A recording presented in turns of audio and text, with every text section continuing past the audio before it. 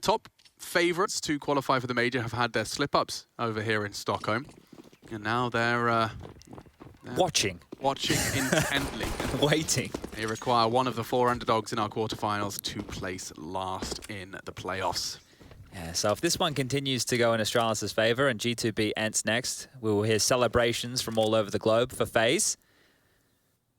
Well, focus in on this as Dupree aggressive has spotted the player out towards the balcony, and well, he got spotted too, the wallbang with the Glock. You don't see that every day of the week. Victor, he will punish, and that's a great opener here because now Fiend, they can regather in the 4v5 number advantage. They've still got their smokes, they've still got their flash and their Molotov, and they can hit either site right now. Now the question is, does the 3-man stack of Astralis stay strong on this B-bomb site?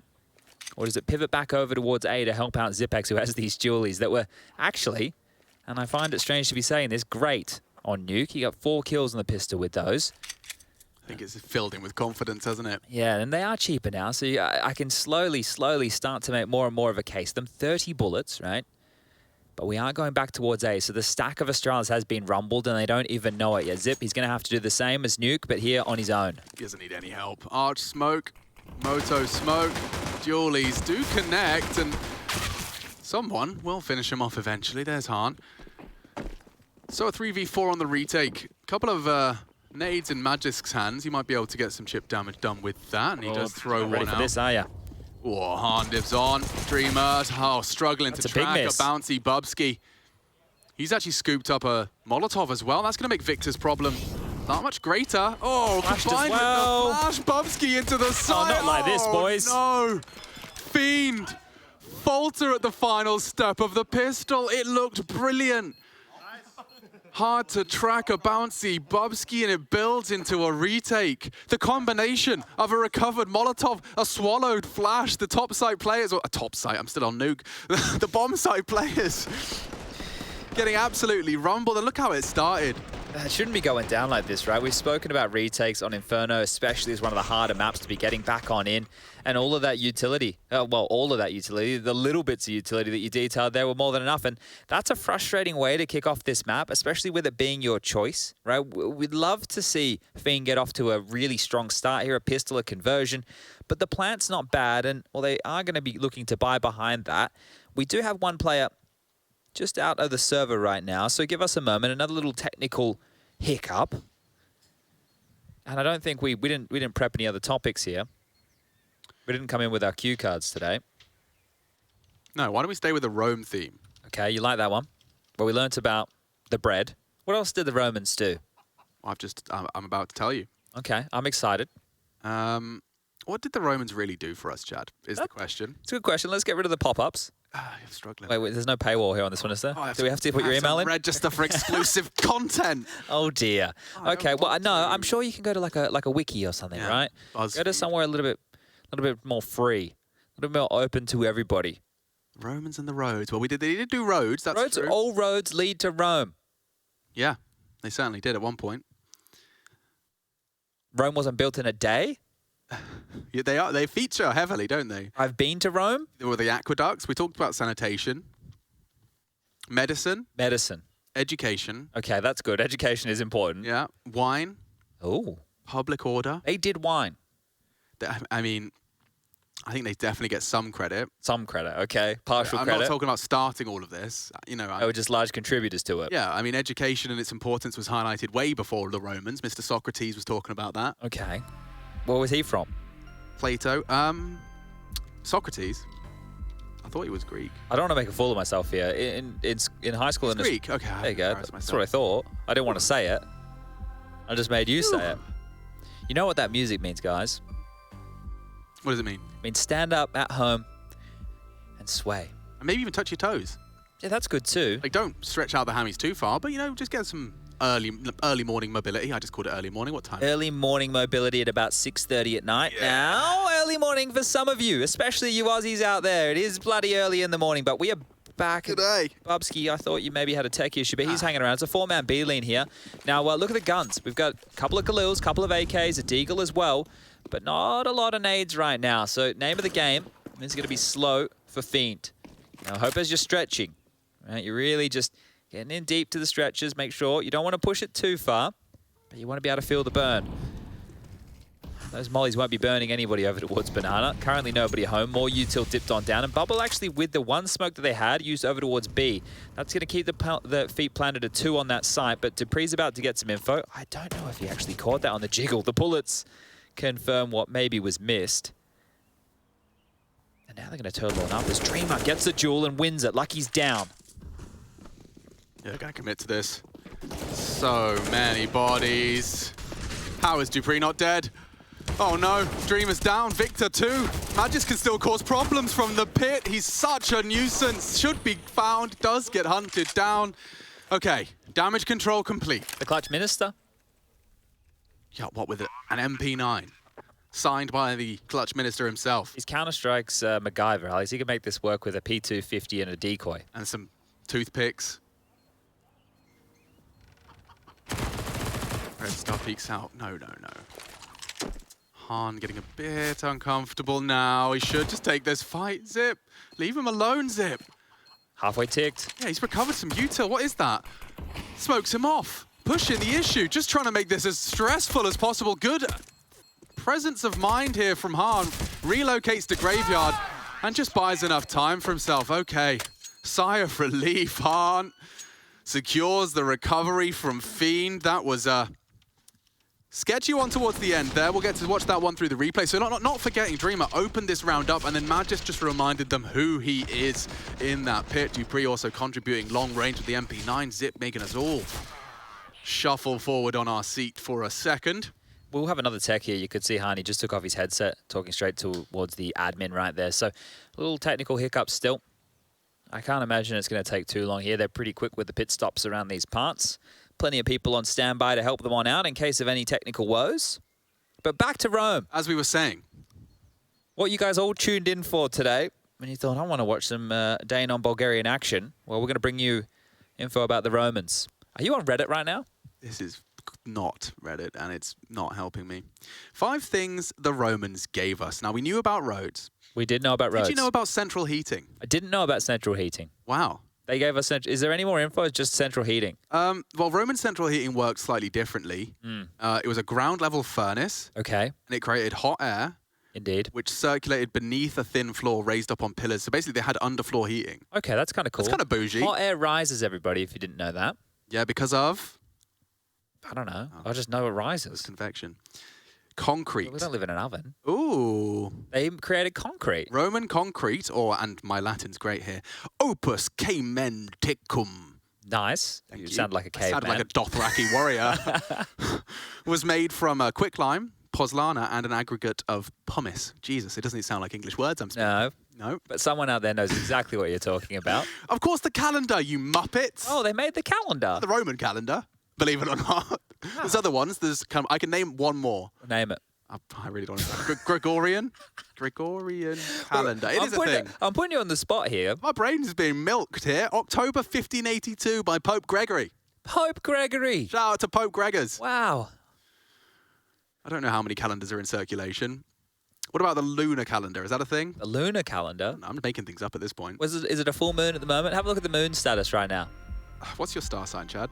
I'm gonna get you a read. I'm a Leo. Leo. What's it called when they give you a read? Like your daily horoscope. All right. Chad, you need to be aware of this. Oh, your daily horoscope. This is important. Go. October 8th. Be more aware of your personal appearance. Oh, actually, to be fair, it is I do need a haircut. And it's unironed. I do actually need a haircut. And how you're perceived. Make sure that your attire is appropriate for the people you're with. Look how well-dressed Parla is, and you're sitting here in a wrinkly shirt. You're right. Fashion is a consideration, so don't look like a slob. You may be urged into a fancy store today. Ooh. I can't go outside. Buying some new items to spruce up the wardrobe. Now unfortunately, that hasn't taken into account your bubble status. No. Only hours within a bubble. Can't go outside. No. So no, there won't be any shop. Well, I guess I could do online shopping. Oh, today's star ratings. You've got a 4-star in your sex life. Oh. Congratulations. But only 3 in your hustle. So you shan't be hustling as much today. All right. What about the Virgo lifestyle? I'm curious now. Me too. Same website, so at least it's consistent. All right. Know what you're getting yourself into, right. especially if it has to do with love and romance. Oh, Yikes. anything on the agenda soon, Alex? Well, I'll have to consider that. You may be like a fly on a tree branch. We're getting very philosophical. Fly on a tree branch. Maybe like a fly on a tree branch, Yes. carefully inspecting the beautiful spider web at your feet. Oh, dear. Oh, it's so real. You're tempted to step on the silky strands, yet once you place one foot on the sticky web, you'll be tangled there for a long time. Maybe forever. It's very topical. Yeah. I feel attacked. Oh, you've been able to relate it to something in your life, so they've I've got 2 stars on the hustle and 4 on the vibe. I've got good vibes today, bro. good vibes today. All right. Well, hopefully everybody at home now is inspired to go and read your horoscope. I need to go and look in the mirror, apparently. I do need some new clothes, though. I won't lie. I wouldn't mind going for a little bit of a shop. I've been doing online shopping exclusively for 2 years now. I can't recommend enough. If anyone's like listening to this and has yet to kind of undergo like kind of vast self-development, something Most of us. Yeah, something that really catapulted me into kind of just, you know, asking myself some more questions of who and how I wanted to be. Is this outside of the self-loathing, or? No, that was part of it. Okay. But yeah, obviously, you know, a heavy breakup, so usually a good start. That is a good start. It Then really gets the engine going. Then I threw away 70% of my clothes. Well, that was okay. Well, I'm not saying everyone should throw away 70% of their clothes. I'm just saying, like, take a look at like capsule wardrobes, take a look at the concept Okay, like Marie Kondo, okay. hold it in your hands and ask, does this spark joy? Does it spark joy? Because, you know, it's well, one this thing- sparks joy. That does. Everyone's having fun. This Oh, guy, they got the 2 phones days out. in a row, rocking the same hat. That guy's got a pot on his head, not a pan. Got a pot on his head. Okay, yeah, capsule wardrobes. Yeah, I I do don't need know. to throw out some stuff. It just, because, you know, when you're like reaching into the wardrobe and you've got like 4 shirts you actually like and Every day. 12 you don't. Yeah. And you go, and once the 4 are dirty, you end up doing laundry and not wearing any of the shirts you don't want to wear, or you don't wear it, you just keep wearing them. You have like days where you're wearing the ugly shirt, you're not like comfortable, you don't feel good. You don't feel A1. No. You know? Just get rid of them. Like they're not part of you. They don't represent you. And Don't hate them. Maybe someone else can wear them. Yeah. Maybe someone else can put them on and pull them off. Yeah, the thrifting universe is wide these days. Like I say thrifting, I'm becoming an American. I went home to the UK and I'm talking about pants. I nearly said aluminum. Oh. I didn't really, but other than that, I have been saying a few more American. You mean pants in terms of trousers? Yes. Well, that makes sense. You guys calling pants, calling Trousers. underwear pants doesn't make any sense. That one needs to be fixed. But look, there's some you do. Most of the things you do is right.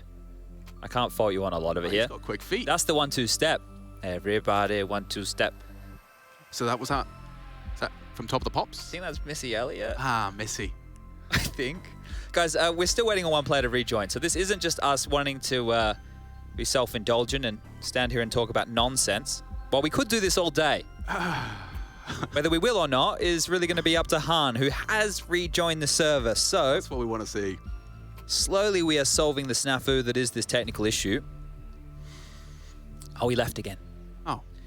Okay, well, that's okay. That's okay. I can tell you about the Union Jack that's currently on his arm. Okay, tell me about the Union Jack that is currently on the counter-terrorist arm, Alex. Well, because it's a combination of flags, you see. Oh, okay. Did you know that? I didn't know that. It's also on my flag. You know, the Scottish flag is the source of that lovely blue. The blue. Have you seen the Scottish flag? I have seen the Scottish flag, Yeah, yes. so exactly. Then you've got the English Red Cross. Indeed. And there's something else I can't remember from way back in the day. Why? Way back in the day. Well, we learned that kind of thing in school, I think. 8 things you didn't know about the Union Jack. Now, that's what I'm talking about. There's a rumor it's not actually called the Union Jack. That's What's it called then? Sick rumor, bro. That's rumour. It's an urban myth, though. Wow, that was really boring.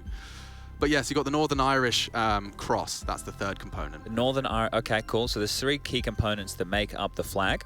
All right, that's great. If you guys at home, while we're doing this, tweet at us at MachineGG or at Sponge, SPUNJ. Tweet at us, and maybe we can, maybe answer some questions. Maybe you have a fun topic that we can start talking about here. Yeah, a cool flag that's not in it, but the Welsh flag's much cooler. The Welsh flag, isn't it? It has a dragon on it. Yeah, big badass red dragon. Green.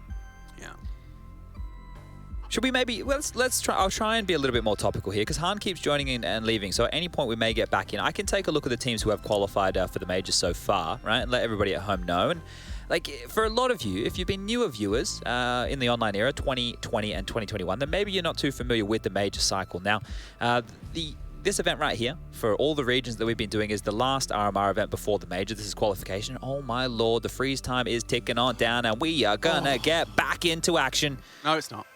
Oh, okay, just testing. We're just testing. No, sorry. I got myself excited. Stop talk. Now, these are the teams who have qualified so far, everybody at home. It is Na'Vi, Gambit, Vitality, G2, Heroic, NIP, Astralis, Virtus Pro, Big, Liquid, Spirit, Mousespot, Entropic, Furia, Renegades, Pain, Godsent, and Sharks. Well played. That was all off the top of his head, by the way. Yeah. He was rattling all of that off while making full eye contact with me. Do you want me to do the rosters too? I'd rather you didn't. Oh, wait, we're live. Oh, no. We're just testing, Alex. Sorry, I don't know. I saw things happening. We're just testing. Now, what's important here, guys, and I'll continue to explain, like we're doing Blue's Clues. So there are 2 stages in the majors, okay? So we have the opening stage where the contenders and the challenger teams will be taking place. That's why this matchup for Astralis and the other favorites is very, very important, right? Because you want to make sure that you are a legend status team. What that'll mean is you will skip the first Swiss stage. PGO actually announced the format yesterday. It's been the same as the last 2 majors, whereas the format has been a Swiss system with 16 teams. The establishing matches, as I like to call them, are best of 1s, and then the deciders or elimination matches, that final hurdle is a best of 3. That's going to be run twice. Now, if you become a legend status team, you will skip that first stage, and that means you are only 2 best of 1s and 1 best of 3 at a minimum away from qualifying for the playoffs of the major, where you'll be in that lovely Avicii Arena, which is just across the road from where the players are right now. If you start within the first Swiss stage, well, you have to do that twice, right? So a lot more games to be played in that whole little Swiss system if you have to go through both of those hurdles, as it were. But let me check the phone. Let's have a look here. Do we have anybody coming in thick and fast on the line? Caller number 1. I want to make sure I read this first. Oh, production's in my ear. Guys, that's good. That's really good. Logical, we'll get back to your question about the croissant pizza later. I'm sure there would be some more fill to be had, but thank you all for your questions. The phones have been ringing off the hook in here. Parla, he's been answering them non-stop. You should see him writing down the questions, taking all the calls. We do need to work on his phone decorum, though. We just got baited. We got baited again. Okay, so now Hans left the server. Do you want to go back to that question? And also, can I ask if we could get another shot of Hans' hand tattoo? I'd like to see that. Okay. All right. Because it looks like he's got like a kind of an ultimate ability he can activate by like slapping it or biting it. Oh, he's like an anime character. Yeah. Okay, I see what you're referencing there. So Logical has asked the question, thin crust or regular crust for your pizza? You see, now What's a regular crust? Well, a regular, like, kind of... Like we're talking like a Domino's or a Pizza Hut? Yeah, I think not like super mega thick. Like, I went to Chicago, and I'm going to maybe upset some people, but that deep dish stuff is not... It's not pizza. No, it's not. It's more like... Call it a pie, because it is a pie. Yeah. I get it. Yeah, I wasn't in love with the super deep stuff. Yeah, that is a cool tattoo. I'm more about the regular crust, to answer the question, if I had to give you that answer. Yeah. Big on the thick crust. Jordan asks, best sandwich filling outside of ketchup? Chad Sponge Birchall, that's for you. I don't know, a good ham and cheese sandwich. It's basic, but everyone loves a good ham and cheese sandwich. Toasted, of course. I think for me it's cheddar and crisps. Vegan Snail wants us to say hi to his friend Lloyd. Yo, Lloyd. What's going on, Lloyd? Catch these L's, because you got 2 of them. Oh! Yeah. Okay, what do we got here? There's some Counter-Strike ones. We'll stay away from those. They're not as fun. Do you have a favorite smoothie? Asked Ted. Oh, now that is a really serious question. I like to go for the ones that sound really disgusting because I like to challenge myself to enjoy them. So they're like, not the fruity smoothies. No, when I'm looking at like spinach. When I'm looking at the menu and it's like, spinach, kale, some like dragon fruit, some exotic something. Dragon fruit's not bad. Is it? Yeah. I don't know if it's good in a smoothie. I can't say I've ever had it in a smoothie. What do we got? Ace Guy. He wants to know creamy or crunchy peanut butter. Now, this is an easy one. Crunchy peanut butter every day of the week. Really? Why would you want the smooth? I love the smooth but stuff. You're the guy with the ketchup sandwich. Exactly. Oh, come on. Don't hold me to that. Well, I don't know. It's a good metric for your taste and palate. Okay. What, that I'm a child? Was that where you were going with this? I wasn't going to say it. I was just saying, you know, you were Just probably implying it. you're the kid that goes to his friend's house and says, "Do you have any nuggets?" when she's like slaved over something for 2 days. Like a nice slow roasted pork belly, and you're like, "Do you have anything I can dip my chicken nuggets in?" All right, I'm just getting some words in my ears, Alex, and I'm not going crazy. I promise you that. And I think we can go to a little bit of a break. We can check out a content piece, and then maybe you'll be back with us. Maybe we'll be back with the game. But thank you for bearing with us, guys. Sound. Catch you in a bit. See you soon.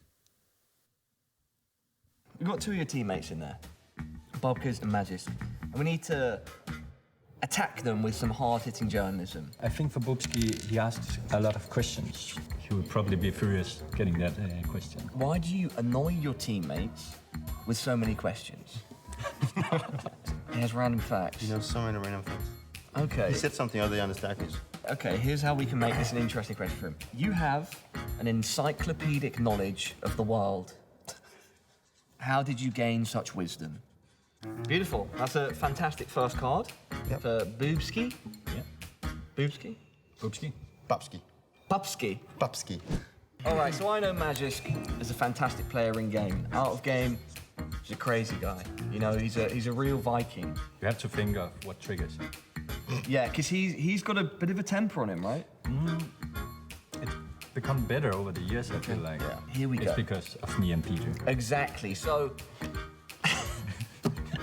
you've developed into a calm, collected player. How thankful are I'm an adult. Yeah, adult. How thankful are you to Dupree and Sipmix, your father figures, for this facilitating this change? How does it feel to only have 3 majors? That's a very good take Because actually. he will get his blood pumping. Yeah. Great guys, this is gonna be funny. It's good. Got my question master here. He's been working on these. Question master, I like that. So guys, your teammates have come up with 2 questions for each of you. Best of luck. Have we got some good ones, or? Generally speaking, the guys have come up with pure slammers. Enjoy it. All right, so first questions are for Bubbles Key. Bubbles Key. Why do you annoy your teammates with so many questions? I'm just generally very curious about everything. So I'm just, when we're eating, I'm like, why do you take so much chili mayo? Why do you take so much ketchup? Why do you take so much chicken? Why do you take so much rice? You have an encyclopedic knowledge of the world. Where does this wisdom come from? Watching too much random stuff on websites and, you know, like YouTube algorithm pushing me into everything. And I like to watch documentaries. I'm pretty certain he has like a document, because every time we come on TeamSpeak, he's like, oh guys, have you seen this? And then like 1 second after, he's linking everything. I'm like, Yeah. Magisk, you're next. Yeah. So my question for you, you've evolved into a calm and collected adult. How thankful are you to Dupree and Zipex, your father figures, for facilitating this change? oh, honestly, I think they are the reason I've been toxic in the past. I think Sonic, he's been the one who's been helping me with that. Okay, so no credit to Dupree and Zip. No. No credit at all. Nothing at all. You only have 3 majors compared to your teammates' 4. That must really bother you. Honestly, no, because without me, they wouldn't have won anything else than the first one. So, like, you know, it's been like I have back problems because of the last 3 years. Like, it's been kind of heavy. Yeah. You need to empty the backpack. You know. So you know lots of interesting fun facts, Bubsky. My last question is, what do you know about staircases? Do you know anything about staircases? Oh yeah, because it's something that I read again. Okay, staircases that are longer than 1 meter has to have 2 like bar handles at each side, but if they're under 1 meter in like radius, and now it's diameter, then they can have 1. If it's wider than 1 meter. Yeah. Today I learned Bubsky, the encyclopedia. Thank you so much, guys. And that's the end of the interview. That's what I deal with every day.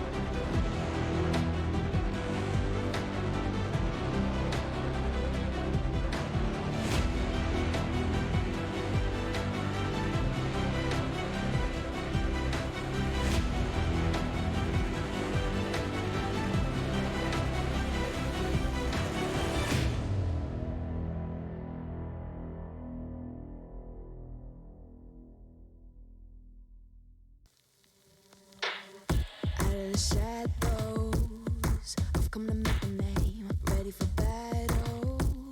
Cause I got a thing to claim. Think that I'll crumble, I'll show you a mistake.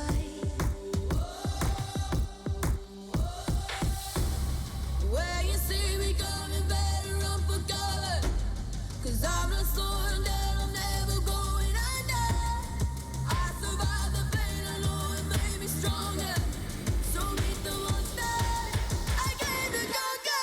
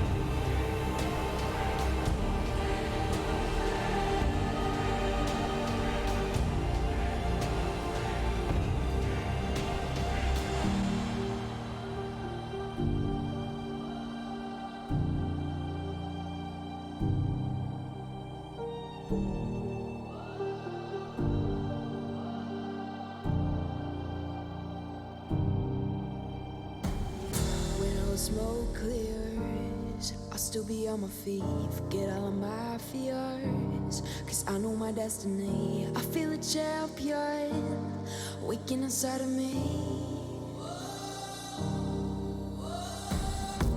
It's set in motion, the legend's spoken. This is my moment. Can't break my focus, know where I'm going. This is my moment.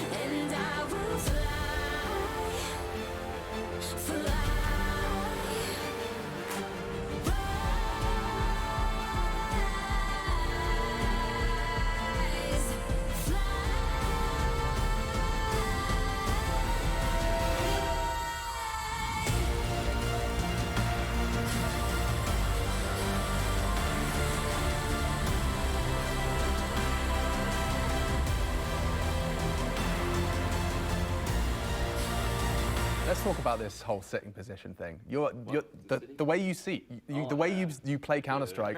This, but I've also seen this on Reddit. Yeah. This was so out of context because we were just practicing and I was like, oh, it's those two, and I really hate those two, and I just wanted to like follow the game, and then I had to throw a flash, and I didn't want to reposition, so I just like scrolled, and yeah, I didn't play like that. It was just that we were going through stuff. But you do play like this? Yeah, I play like this.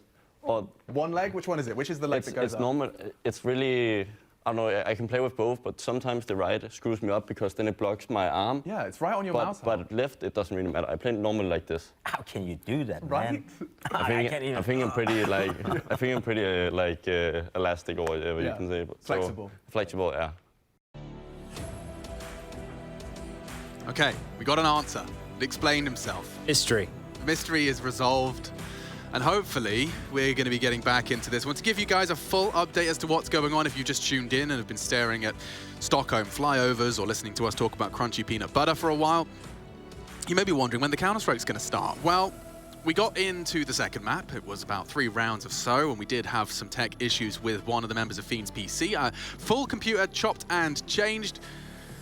A full test has been run. We don't have a complete and total understanding of exactly when we're getting back in, waiting for the update. I think this is one of the final tests going through now. You can see everyone's moving through the server. Yeah, shouldn't be too long now. You wait till the headsets get popped back on. Everybody obviously looking at Han, who is the individual having the issues right now.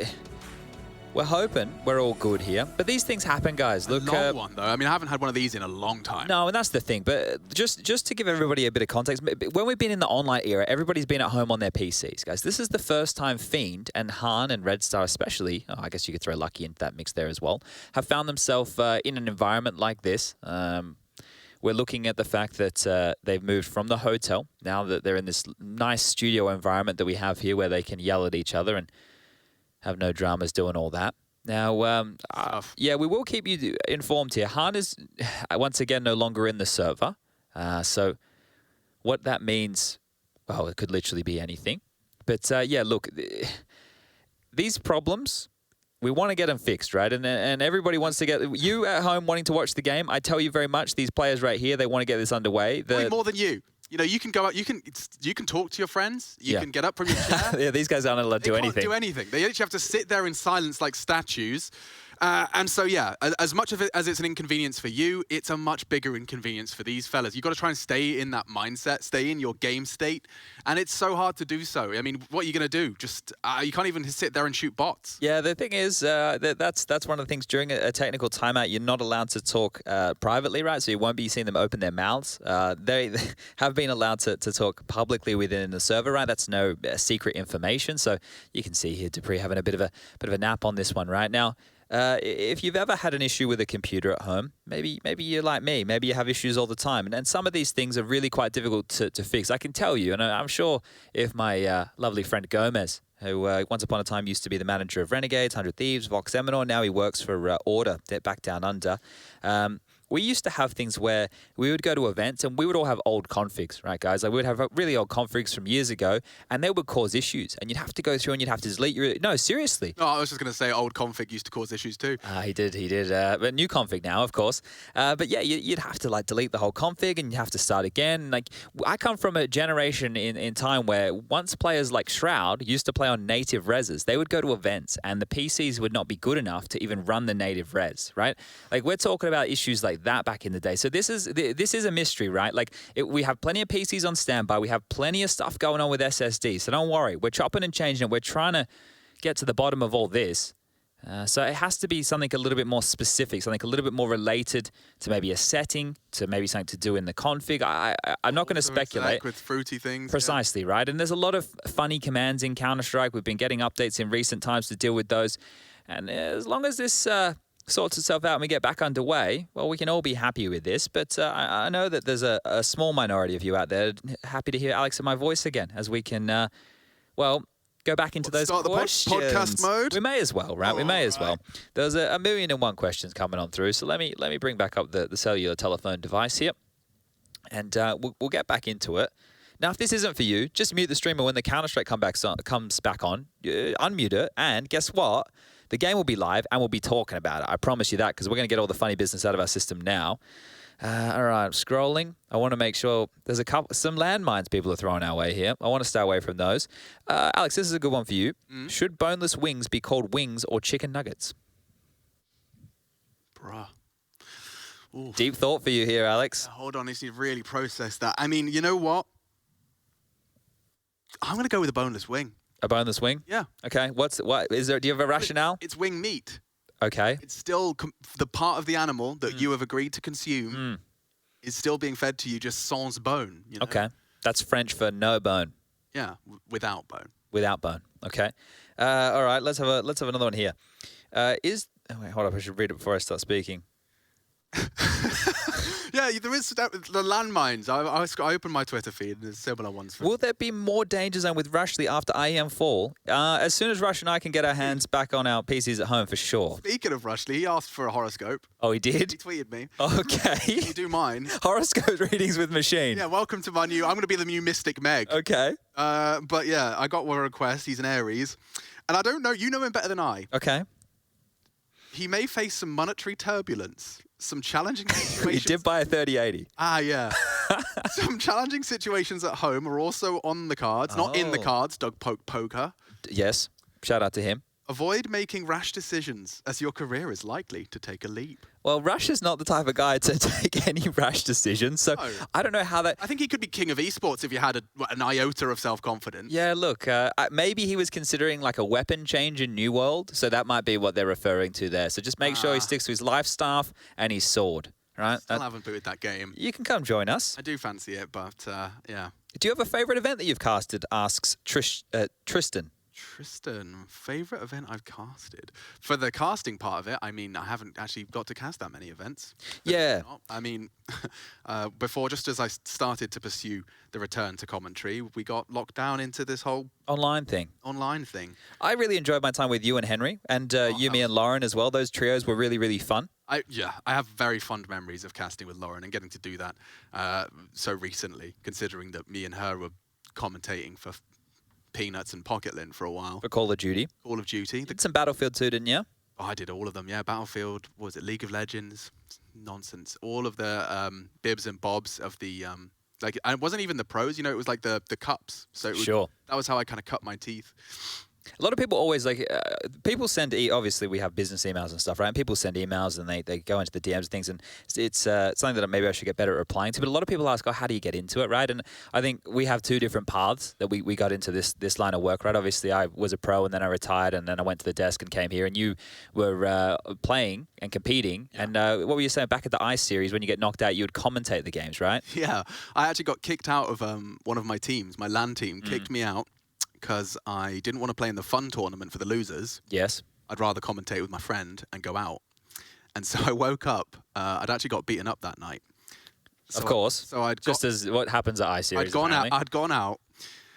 I'd 18 years of age, or maybe 17, and I'd got beaten up by 3 men. Woken up covered in blood. Got a text on my phone saying you're kicked from the team. Come pick your PC up. And then and then the next day, my mum picks us up. Bearing in mind, this is my first LAN. My mum, maybe not my first, maybe my second, but my mum's still sketched out about me going to go play video games. Elford or Newbury Racecourse or whatever with a bunch of 40-year-old men. And she picks me up from the campsite, and I'm just sitting there with a black eye, stitches in my eye, and saying, Mum, I got kicked from the team. Oh, and then she thinks you got beaten up by the team. Yeah, probably. Oh, that's rough right there. Okay, look, I've got the man in my ear again. Now, we're going to have a discussion, Alex, right now, because we can throw to another video, but the problem is if we go to another video, it's like we go back to another break. So do we just keep filling? Right, we obviously can't do this forever, but we're hoping this resolves itself sooner rather than later. And I have a pretty good feeling. I have a lot of trust in the League Ops team. I think that they're not that far away from fixing this. Now, do you want to go to the video? I mean, we can keep talking if you prefer. Both of them are viable options. This is keeping me like slightly sane. Yeah, let's keep going for a little while longer, and then if we still seem to be up Struggle Street, Han doesn't rejoin the server, then we'll throw to another video and give you guys some visual entertainment here. Okay, what else we got here? Somebody asks, do you know how unfair the world is for left for left-handed? I guess that's for left-handed people. Well, I'm a lefty. Yeah, that's why I brought this up. So how do you feel? Do you feel cheated by the world? Well, so I've got a bit of a 1-2 punch. I'm not only left-handed, but I'm a man. And both of those shave years off your life. Oh, really? Yeah, and I've smoked a cigarette before. So essentially, I'm dying tomorrow. What? Yep. Are these all factual things? Yeah, hang on. Left-handed people don't live as long. Yeah, left-handed real? life expectancy. It's an actual thing. I don't know why. Well, you've all just been broken some very harsh news out there. What? That's not real. What? Left-handers typically die age 66. Wow. Hang on. Wait, how have they worked this out? Right-handed life This is getting grim now. Life expectancy. 75. There you go. But that's like 9 years, Chad, just because I write with my other hand. You'll be all right. I think you'll make it. I think I gave myself mad RSI during my hardcore gaming days just because of the way because I opted to use the mouse in my left hand. Yeah. And do you still do that now? Yeah, I know, but so I'm clicking with the other finger than you guys. Yeah. I'm clicking with my sweary finger. Oh, the middle finger, the rude finger. Yeah, so my hand's not quite wired as ergonomically as everyone else. I and see. I used to. I spent 3 years sprinting with my pinky finger on mouse 4. So look yeah. Look at that. That's stupid. That doesn't look. That was stupid, and that's not so I ideal. do get hand cramps after an extended gaming sesh. Okay, well that's not. And not only was I sprinting with mouse 4, dude. Imagine jumping with spacebar. What am I doing? So I did a full one of them. Yeah. Swinging my thumb into it aggressively. Okay, your setup's one that we could have delved on into, I think, here. What else we got going here? I didn't know this existed. Beef or pork bacon? I don't know, you could get beef bacon. Beef bacon is not a thing. I don't think it sounds it's a like an thing. American thing. Okay, well, we don't know about that Mr. Pimple Party. That's his name. Party of Pimples. Hey, Chad, there's a bookshelf there. Yes. What was the last book you read? It was Harry Potter and the Prisoner of Azkaban. Was it really? Read to me by Stephen Fry. Oh, so it's an audiobook? It's a book. But it wouldn't be on a bookshelf. The last book I read was actually a book about typography. Don't Typography. sound too weird about it, yeah. Okay. It's got T for type, I believe it's called. How was that book? It was interesting. I learned all about kerning. I learned all about the influence of Helvetica in the Didn't you marketing. read Tribe by Mr. Sebastian Junger? Well, I lost it, didn't I? It's still in the house. Oh, I thought I'd lost it. Okay, yes. I read half of it and I couldn't find it. Okay, all right. But it was really interesting, the idea that we probably all should be living in like groups of about 100 people and modern society slowly killing everything that made us human. Well, okay, let's say, all right. Guys, you can read that one on your own. We'll let you dissect it. All right, what else we got coming in here? Someone says... They say it takes a tribe to raise a child, Chad. And now everyone's trying to do it on their own. Yeah, it's a rough world out there. Shout out to our Can you new father. scream into the mic when the game starts, please? Thanks, I nap. Is he in the other room? He's having a nap. We won't be screaming, unfortunately. We don't want to blow everybody's speakers out. What about you, Chad? What was the last book you read?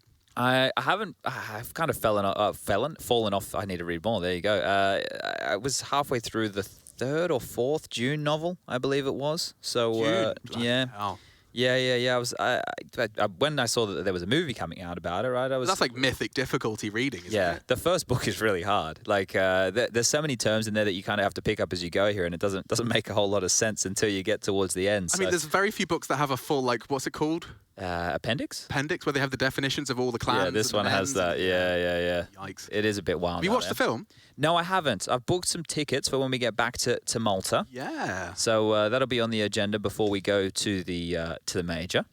Hype for that, man. Yeah, that's exciting. Oof. And we're going to be in the arena. Yeah, that's some good news as well. Found out on isn't it? Twitter this morning. That was definitely something to wake up to, I think. Hype as hell. Yeah, so we get to come back to Stockholm. We haven't been able to see too much. We did go for a walk in the first day that we got here, though. We went to the Old Town. Yeah, pre-bubble. Pre-bubble, before it burst. No, wait. No, it hasn't. Before we... Yeah. Yeah. It hasn't burst. Definitely not. If you, Chad, have had... What's your, like, biggest technical... When you were a player... Oh, here we go. I got a good one. What was your equivalent? Like, what was the worst one you encountered where referees are like, I don't know, punching you in the ribs or something? All right, so once upon a time, back in Western Australia, when I was a young lad, my computer, it just stopped working one day. So I had to go to PLE, Shout out to PLE. They sell computer parts. I had to go there. I had to buy all the computer parts to build a new one on a Saturday. The computer broke at about 2 p.m. PLE closed at 5. So you've run into the car. Run in there. I got to PLE. I bought all the parts. Never put a PC together. I'm an idiot, right? Let's make that very well known to everybody playing at home. I sat there. I had a one-day competition the next day that we were competing in. I stayed up all night trying to put the PC together. I couldn't do it. I couldn't get it to start. Now, my girlfriend at the time, her name was Kelly. Yeah. She realized I had to go to bed at about 4 a.m. not being able to do it. She took the PC that was put together, but for whatever reason wouldn't boot, to her brother, who is also a bit of a nerd, and he fixed it. Came back, working PC. So shout out to Kelly. She did spill Coke all over my mouse pad one time, so she's unraveled all the hard work. Yeah. But shout out to Kelly. So that was a big help. But that's one of the biggest technical dramas I've had. Yeah. The biggest smashing I've had, actually, the throwback CS accounts that puts up, like, I can't believe I featured in one of those. It was in one of the early majors. We played against Titan, against Kenny on Nuke. Now, guys, the major system now is so much better than it once was.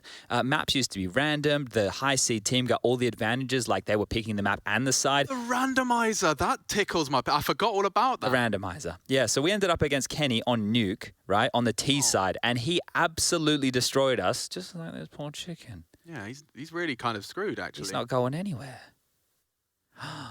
Don't ruin the immersion. He's living in 2 Don't dimensions. ruin the immersion. He's in 2 dimensions right now, this chicken.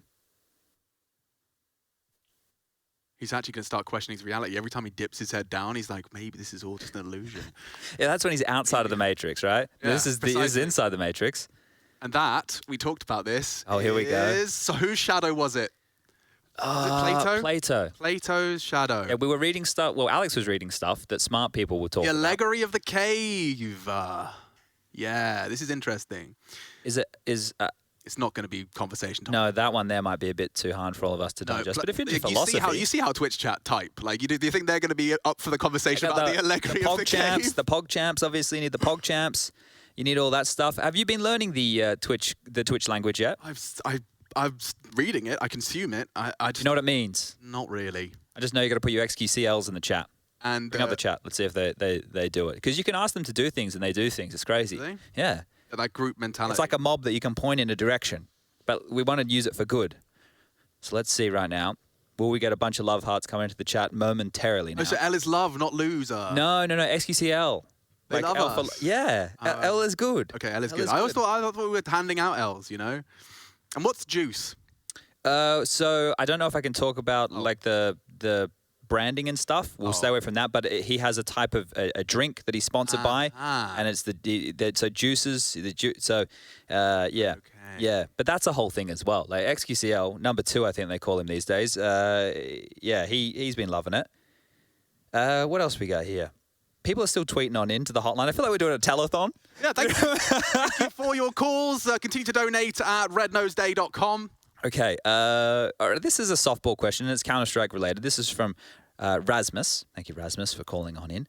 Favorite CSGO map in the rotation? Well, I know you and I talk about this a lot, right? So what map are you enjoying at the moment? My queue, when I'm doing my solo QMM's masochism style. Yes. I tend to do Vertigo, Ancient, and Overpass. Yeah, Overpass, okay. I love me some Overpass. You do enjoy it? All right. Yeah, and I know when I play with you guys, you're always like, it's too complex. You can't handle, your peanut brains can't handle it. I know, because I used to be a pro. It's really hard. I so didn't you can't like play. playing Overpass. Oh, that's why. That's more why. Okay. But yeah, Overpass is a fun one. I've brought that into the map pool now. When I play a bit more with Matthew, Mr. Maniac, I will like to play some Overpass with him. Okay. Could you run us through the backstage of a LAN event, like arriving, practice, pre-match, time off? Cheers from Denmark. You're good at treading water. That is from Gartner Anders. You know, there's like treading water was some. Why did my family do this? We used to just do a challenge every time we went to the pool. So you're doing the egg beater? There's like 4 of us, and we were like, okay, everyone, you ready? Go! And we just like. Do you know why they were doing that? How old were you at the time? Was it because I was chubby? No. How old were you at the time? I don't know, young. Okay, so basically, if you have children and you're around water, you don't want your kids to drown. So let's get the kids to be able to tread water for an extended period of time, shall we? All right, Dad, Chad. See, there you go. Yeah, okay. Your parents were very wise. They were looking after me. Through the backstage of an event. Okay, so normally you arrive a day before, right? So you get settled into your hotel and all that kind of stuff. This is more from a player's perspective, I suppose. Then you have normally a media day, right, where you go on in. These days, Alex and I'll ask them, what happened? No, sorry. I opened the Twitch chat because we were talking about whatever, and I just see some people randomly shout into the void like, "Oh my God, stop talking! No one cares." It's like, okay, man. No, but let me give him it again because I like to, because sometimes maybe he's having a bad day, right? Maybe they're a little bit angry. So if you don't want to listen to us, it's really, really easy. Just mute the stream. And your opinion of others is a reflection of yourself. But mute the stream, and then when the Counter-Strike's back on the screen, unmute it, and we'll be talking about the game. Right now, you can either look at a break screen or you can listen to us. And if you don't want to do either... Imagine deliberately doing something you don't want to do. I know, but this is life, all right? And then complaining about it. This is life. Okay. Now, you rock up, you have rehearsal for us, which is also media day. And then for the players, I think it's just about, obviously, the schedule. They get ushered around. There's lovely player managers here to help them with everything that they need. But in-game as well, one of the cool things that we have in Steve Bot. Now, Steve's the guy who I think you guys might remember from the whole coach bug scandal with Mihal. He's coded something in here so the players can literally request something. So they can do dot request, they can ask for a drink, they can ask for a banana. Coffee? Yeah, and they can get that brought to them by player management. If they want to go dot request Parler's assistance right now, I'm not sure that they can get that, but they can definitely get any food and beverages that they're looking for. But yeah, most things are taken care of, right? Because these teams, they have managers, they've got coaches. There's a whole crew around them these days. So it's pretty straightforward. You rock up and I guess everything's taken care of. So it's quite a good place to be in. But yeah, we're still waiting for this one to get back underway. If any new viewers have joined us here, waiting for Han, a couple of technical issues. The players are not... Paul? Has anyone got a timer when this started? Like the tech delay, I mean. I don't know, maybe Twitch chat will know. Yeah, probably. Well, they're complaining so much, so maybe they know how much time we've been wasting deliberately actually delaying this game. Yeah, well, casters stop talk. Yeah, I'd love to. Yeah, look, the information is very limited at the moment, guys. I'm sure that's because they're busy trying to fix the problems. Quick tips for overpass. Oh. Learn a couple of smokes on the CT side. I think being able to throw the monster smoke from CT spawn is very important. You can also throw a really easy monster flash. If you're a Heaven player, you just put yourself up against that railing and you'll see some lines going across and you just aim at those and you lob one out and that'll help flash monster for a bit of a peek. Yeah, on the T side, a little cheeky Heaven smoke's always nice for like the clutchies and the executees. Yeah, very good. Barrels molly is always important. I think as well for T-side overpass here, going A, a lot of people steer clear of it, but one thing you can do is a front bathroom smoke with connector pressure at the same time, but this will get boring for a lot of people talking about those kind of details right there. There's not much actually on overpass in that sense. No, like there's compulsory. Yeah. What about the compulsory ones we've learned from Ancient? Like, oh, I've got a couple. Okay. Not that I'm particularly throwing, but I've noticed teams are all throwing. Like, it's kind of consistent across the pros. Sure. Like, not like a lineup, but having a reactive player ready to smoke ramp on contact from pillar. So you've got your pillar player who holds the line. If he gets the first kill, there's a smoke to stop them swinging through it. Sure. It's just really, really nice way to lock down that control. Something I'm remiss about is not seeing that as much aggressive lane as I thought we would be seeing. No one's like battling for that control. No, not as much, right? And obviously we know what, because we played it early, that the spawn points changed and the Ts could get there a little bit quicker. With the old spawn points, we might have seen the CTs going for a lot more control. We actually flirted with that a lot. You, me, Henry, Rush, and our friend J-Raz, who also works on the broadcast, we played so much Ancient. Like, we were on like a massive... We even had like a 6-game winning streak on Faceit on Ancient. Right. We were loving it. But yeah, I think the top mid one is mandatory. I think depending on the events that allow it, that T-spawn to donut molly is really important as well for mid control. When you're going A, you need to make sure that you know either a temple, CT, or donut smoke. You need to have 2 of the 3. So learn 1 of the 3, guys. And then what else we got? B, well, we all know about those. A cave smoke from T-spawn that Linus throws, LNZ. And that molly you're seeing everyone throw, the kind of cave molly into a cave smoke. That worked onto device in that round. I know the one you're talking about. Yeah. You can throw it from lane, you can throw it from like the back B house. Did it also get pillar as well? It does, it spreads, yeah. So it's like it serves multiple purposes, and it either forces them to commit to the cave fight when your teammates are taking space, or they have to be behind the smokes. So it just does so much. Not too bad, I've enjoyed Ancient, man, I really have. It's good that it's come on in. Like, obviously people want to cobble back. Well, this is the next closest thing that's green. I don't know if we'll ever get cobble back. I see someone asking a bit of a question about that on the hotline that is Twitter. Oh, I still have to check mine. So maybe I've got some more horoscope requests. Hey, Sponge, discuss cobble. What's the site change? Yeah, the current cobble, Mr. Chocolate Milk, with a lot of numbers in your name.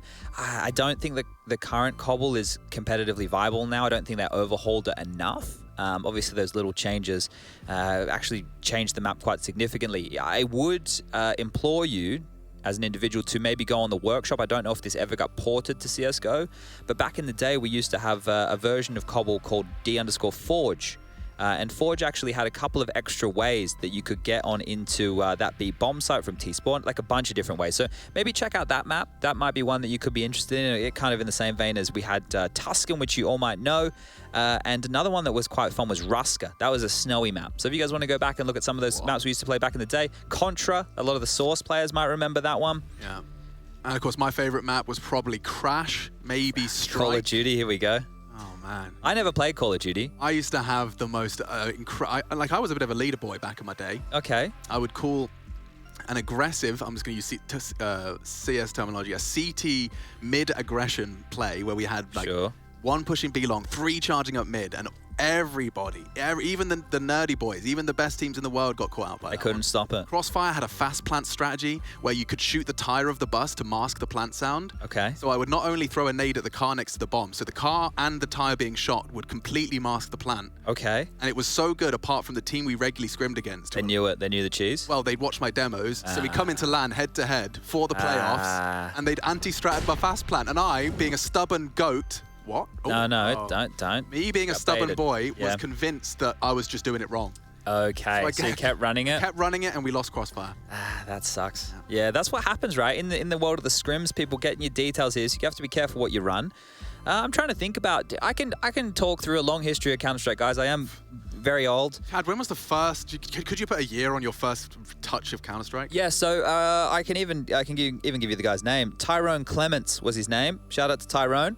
His dad was a bit ahead of the times. My parents, they weren't into PCs, but Tyrone's dad, he was a Sparky. And it's an electrician. Yeah, and he had a PC in his house, which at the time was quite unusual. Now I remember going over, and we only had one computer, but he was showing me this new. There was a mod back then. It was Counter-Strike, and we just ran around. We couldn't play against anybody or do anything. But that's the first time I ever saw what it was. But then the first time I ever actually played it was a place called Centerpoint Joondalup.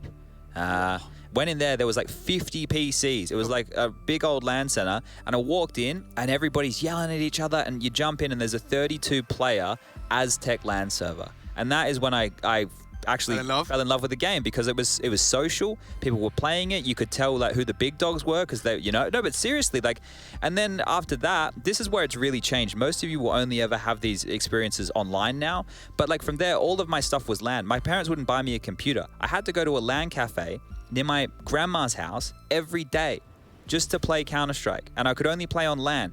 I didn't even have a mouse pad. I used to play on the bloody table.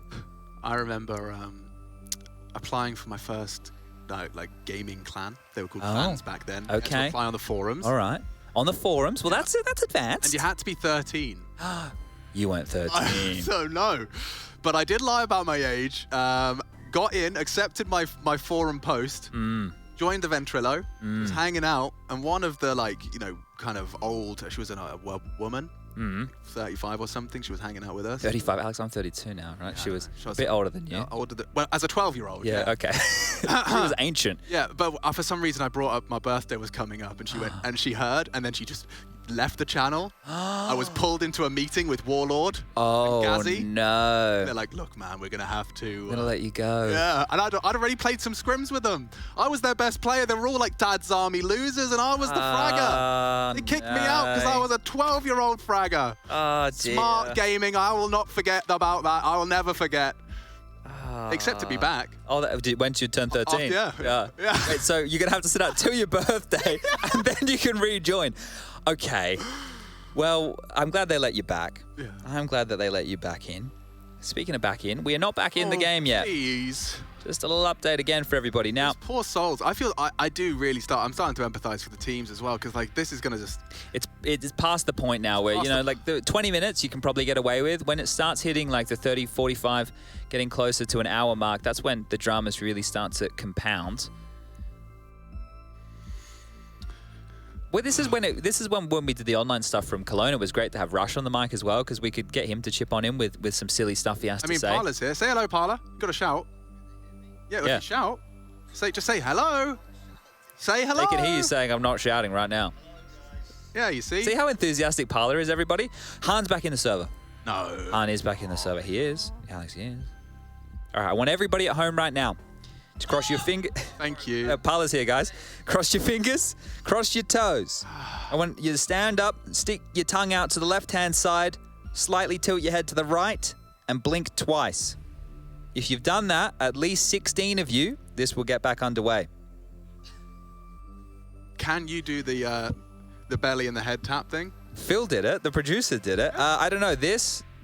Rub your belly, tap your head. I don't know. I'm not. No, you're nah, not. I'm not hugely coordinated. Not anymore, anyway. Okay, so Han is just running around to make sure he's not having these little micro stutters, these micro freezes. Now, a little bit more information, I suppose. There was an update last night. We are playing on the rollback version, so I don't think that would be causing us any qualms. Did you have a little look at the patch notes? Is there anything of note? Yes, there is a huge update. It's massive, guys, and I need you now, all of you who stood up, to sit back down because this was so big. You wouldn't believe how massive this was. So when they updated the game with the massive one for the Riptide patch, they made the Exo jump in danger zone a little bit jarring. They fixed it. It's back to normal. It's nice and smooth, and everybody can really just be happy with that. Really be happy with that one. I saw they added a tire to Dust 2. Oh, they did? Yeah, a single tire. A single tire. A fizz blocker. They even did a little pun in the patch notes. Okay. They retired the boost position. Oh, they're witty over there. Yeah, all two of them. No, there's at least 5. 5? Yeah. Oh, damn. It is crazy that you know, such a small team can have such a large game in their responsibility. It's quite clear, though, now that they have somebody running the social media. Yeah. It's a lot more active. Like, let's be honest, it's much more active than it's ever been. 100%. We're still testing, says Han. So at least that's positive that we have him in the server right now. And everyone listening, you are now manually breathing.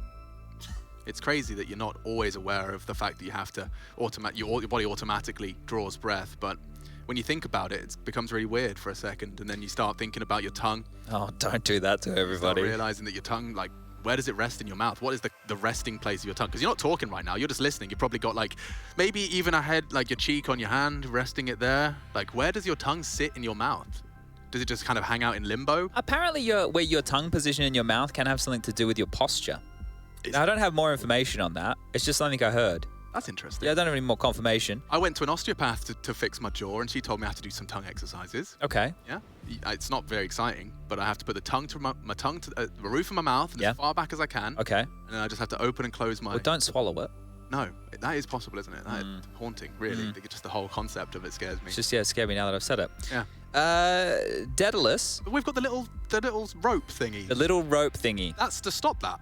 Yep, that's okay. Some people can lose that, and apparently it's fully functional. Did you know that?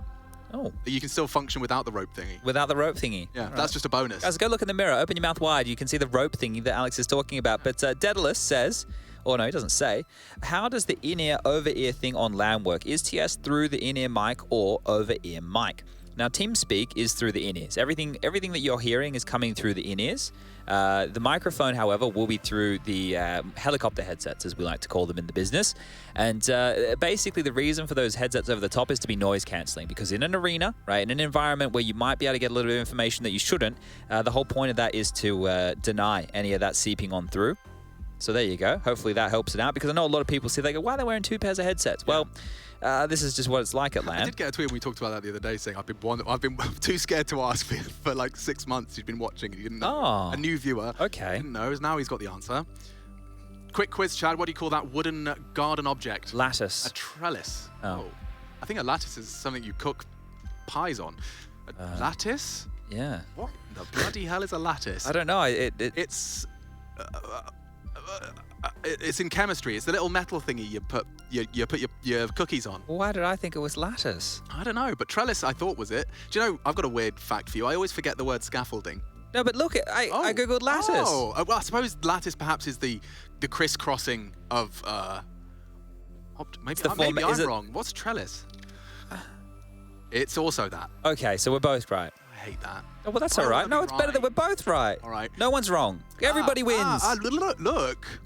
An architectural structure usually made from an open framework or lattice of interwoven or intersecting pieces of wood. I see. Okay. That makes more sense. Do you have an opinion on lettuce and trellis? Parla? We got Parla chipping in on the sidelines here. All right, well, Parla's given us a lot over here, guys. So He's not feeding the beast, is he? I did get an update, by the way. We got a full time check. yeah. We've been broadcasting this break for an hour now. Oh, okay. Well, it doesn't feel like an hour. This means we've done a podcast. Yeah, we can clip this. Yeah. We did one of these a long time ago. We did a Everyone's typing lettuce in the chat. lattice. Lattice. Lattice. Like lapis lazuli. LATTIC. How many minerals can you name, Chad? Sorry? How many minerals? Minerals? Yeah. Well, or gems. I don't know. I was just trying to think. You've been doing your new world. Do you not mine and get like a lapis lazuli, a malachite? Well, I don't know which ones are real because Tiger's it's Eye? a game where I can be a wizard and cast spells, Alex. There's definitely. Are you saying magic's not real? Chad, there's young people listening. They believe Gandalf's out there Don't tell them about the fairies because Tinkerbell might die. We don't want that. Peter Pan was a bit of a creep. Well, what was the one with the bloody big crocodile? Pardon? Peter Pan? You mean Captain Hook? Rufio! That one. Oh, Rufio! Rufio. Mighty Ducks.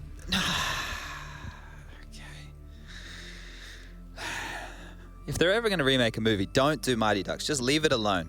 Leave Mighty Ducks alone. Don't ruin my childhood. That's the only one I don't want you to touch. The rest of them, you can do what you want.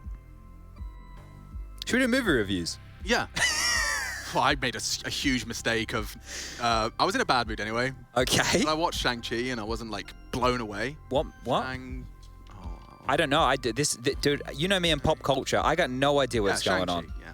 I don't know. I just felt like the script was a bit weird. And I dare I say, I tweeted out. I was like, oh, it wasn't as good as I thought. But I also learned that I didn't understand how Rotten Tomatoes worked. Like, it's an aggregate of people that got basically said thumbs up or thumbs down. Yeah. So I saw like a 98% or something, and I was like, oh, this is going to bang. And it was just like a mediocre Marvel movie. Okay. And everyone got really upset that it's because I went in with such high expectations. Okay. I saw 98%, I was like, this is going to be like... It's going to bang. Life-changing. Because I watched, what was a really high-rated movie recently? I watched Parasite recently, which blew my socks off. I was like, why did I wait so long? And that also had like a 98%. Okay, so you thought it would live up to those I was like, this is going to expectations. be, life-changing. Well, obviously, that was a bit stupid to expect something life-changing from, like, popcorn cinema like Marvel, which is more like, as described to me by Maven, who used a good analogy. It's like, Disneyland. You go on a ride. Sure. It's not the same. It's not like, epic filmmaking with, like, considered dialogue and It's where your cinematography. expectations are, isn't it? Right? Precisely. Yeah. So that was just why I got a bit disappointed. But Twitter ate me up for breakfast. Wow, you got it. When was this? Started calling me Recently? a whole plethora of different things, making assumptions about my allegiances and politics. Wow. Yeah, I just said I didn't really like Shang-Chi. The internet is a scary place, right? You got to be careful on the internet. It scared me to tweet for a solid week. Okay, well, you're feeling the brunt of it right now. I think we're taking a little bit of a... Do you want to go for a trip down memory lane? Oh, what's down the lane? Well, we could do Swedish-related things, right? Times we've been in Sweden, events we've worked in Sweden. Is this what the bottom of the barrel looks like? I think we found it. I think we've actually found the bottom of the barrel. I'm sure that, no, we come on now. Okay, I'm Come on now. rolling back the years. Come on now. I'm going to, let me think, I'm in Jönköping. Yeah? When was the... Yep. Yeah. I did an event in Jönköping once upon a time, and Lauren, she was doing the event as well, and she fell very, very ill. I think she may have gotten food poisoning. I'm not quite sure what happened, but it was an event where she wasn't well, and I ended up, stupidly, mind you, commentating and doing the analyst desk. So I was literally doing, we timed it, like Trace was there as well, I do believe. And what happened was I'd finish the desk segment, right? And then it wasn't like break, then handover. It was desk segment finish, then cast. Yeah. So what I would do was I would literally run from the analyst desk out into the front of the auditorium area and then jump in the caster's booth and then cast and then finish and run back into the desk segment. That was one of the DreamHack Opens I remember doing. I think that was a winter. That was a long time ago now. I was at the very first major. I didn't play in the very first major. We didn't qualify. It was the very first major back in Jönköping in 2013 in the auditorium. Sitting in the front row supporting Fnatic. Some of the only people supporting Fnatic at the time. Yeah, I remember when I went to Gamescom, I think I was, doing some other game. I was just started working for ESL. If you guys can hear that, that's just Parler, Parla's guys. right next to us talking. Oh, we can definitely hear you. The people at home can 100%. You're talking at a normal volume right next to our microphones. What do you think is going to happen? What do you think? We got to be careful. We don't want Parler to MMA us here. He's got some sass about him these days. He walks away with... I swear, he was telling us about how much he beats up Swedish guys at the local gym. He's got some stories, man. He's got a fast knee. I'd watch out for this guy. No, we love Parla. Oh, we we, do. we really do love I wouldn't mess Parla. with him. And I've barely thrown a single punch in my life. So. The only thing I've thrown is a tantrum or two, so... If anyone, by the way, has just tuned in and is, you know, you're typing in your initial message of, oh my God, shut up, or I hate you, or Don't look at the Twitch chat. this is cringe. No, but I know, I just want them to, like, they can... We can't help them. I want them to know they have full power over Oh, what that's they're right, doing they with do. their time. Yeah, they do. That's all I want to say. Is like, you can do anything you want with your time. If you want to spend it complaining about things that you don't have to be complaining about, then you can do that. Life is in your hands, It's guys. entirely in your hands. Do you guys remember Captain Planet? Captain Planet. Captain Planet, he's our hero. Gonna take pollution down to zero. Oh, it was like a climate hero. No, was it? It was a cartoon. But he's taking pollution down. Wind. Earth, fire, Yeah. Heart. heart. Oh, one of I the many am resources. Captain Planet. Well, we need love to make the world go round. Yeah, okay, here's a quick quiz for you. Lion Witch in the Wardrobe. I never saw it. Not that one then. What's the one with the yellow brick road? Wizard of Oz. Wizard of Oz, right? The lion, what did he need? I don't think he was brave. So did he need a heart? Yeah, heart, it gives you bravery. Okay, nice. What did the Tin Man need? I think he needed a brain. If I only had a brain. Yeah. Oh, that's Twitch chat. Then there was one more, the Scarecrow. What did he need? He was made of straw, so he needed to avoid fire. No, the lion needed courage. Yeah. So that's surely heart. Well, that feels like heart. Must be heart. And the Tin Man definitely wanted a brain. If I only had a brain. Yeah, I you're was right. The Tin Man You're right. In my High School Musical. Yep. I don't know. Let's Google it. We have this amazing resource in front of us here.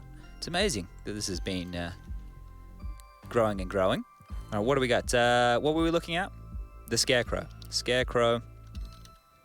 Wizard. What did they Oz. need, bro?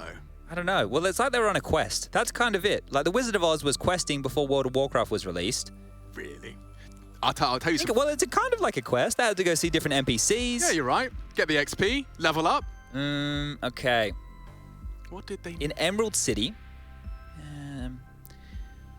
Away the Crows. I'm reading through the whole story here. The importance, Scarecrow of the importance of brains. The mindless Scarecrow joins Dorothy, her wizard. No, the Scarecrow's after the brain. Oh, we got it all wrong. So what's the Tin Man after? This is the question. Hang on. This is the mystery. Tin Man needed, I reckon Google will work it out, a heart.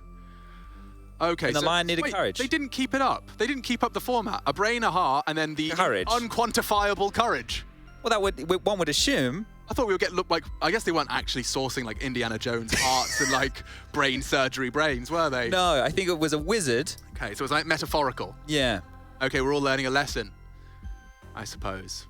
If you haven't seen The Wizard of Oz, that makes sense. You're really not in the demographic that we're talking to right now. You guys are probably more into things like, dude, Transformers, I yeah, guess? and all those Zoomers, like all the 15, 16-year-olds watching, by the way.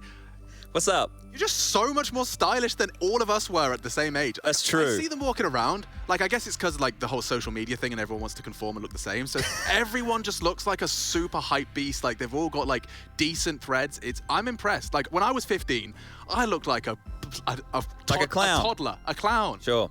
I can tell you one of my biggest fashion mistakes as a youngster. And Faux pas, if you will. So in primary school, I used to have like a bowl cut. Right, which shouldn't be too hard for you to imagine. Nice little part down the middle with a bowl cut. And my locks were probably down to just past my ears. And now I went on a trip, went to a surf store on this trip, and I wanted a new hat. Now, hats were all the rage. I don't know if you guys had it at school. Kind of thing? So I got a visor. Oh, that's so Aussie. Now, can you imagine what I did with my long hair and the visor? Tell me it's out the top, Chad, like a little mushroom cloud. It was out the top.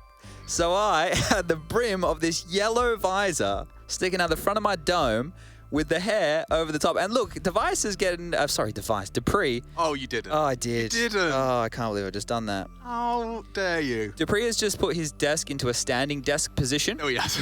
He has. He has indeed. Because they can't leave the PCs unless they go for a bathroom break. So, yeah, I like the fact you could go jump in maybe your own server right now if you wanted to keep warm. Lots of things you can do. It looks like he's about to do some graphic design. Like he's booting up, he's booting up Illustrator, working on a new Astralis logo. Oh dear. Getting one of those, what are they called, exercise balls to sit on. And That's the one. He's full creative cliche. Worrying about his posture. Yeah.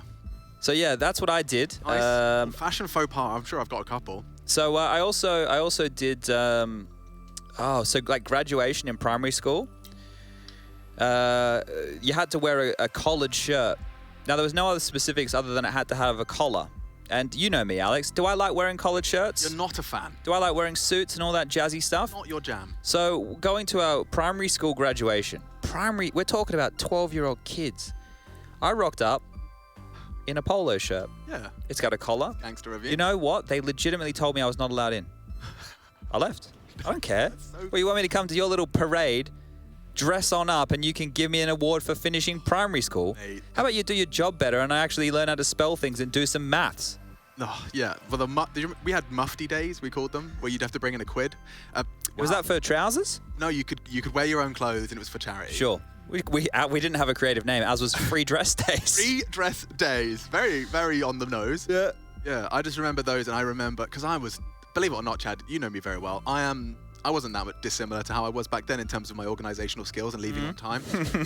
So, you know, often I'd be the kid that comes to my mum as she's woken me up going, oh, like I've just had a panic. I know the I'm doing feeling. cooking. Yep. We're making a pasta salad today, mum, you know.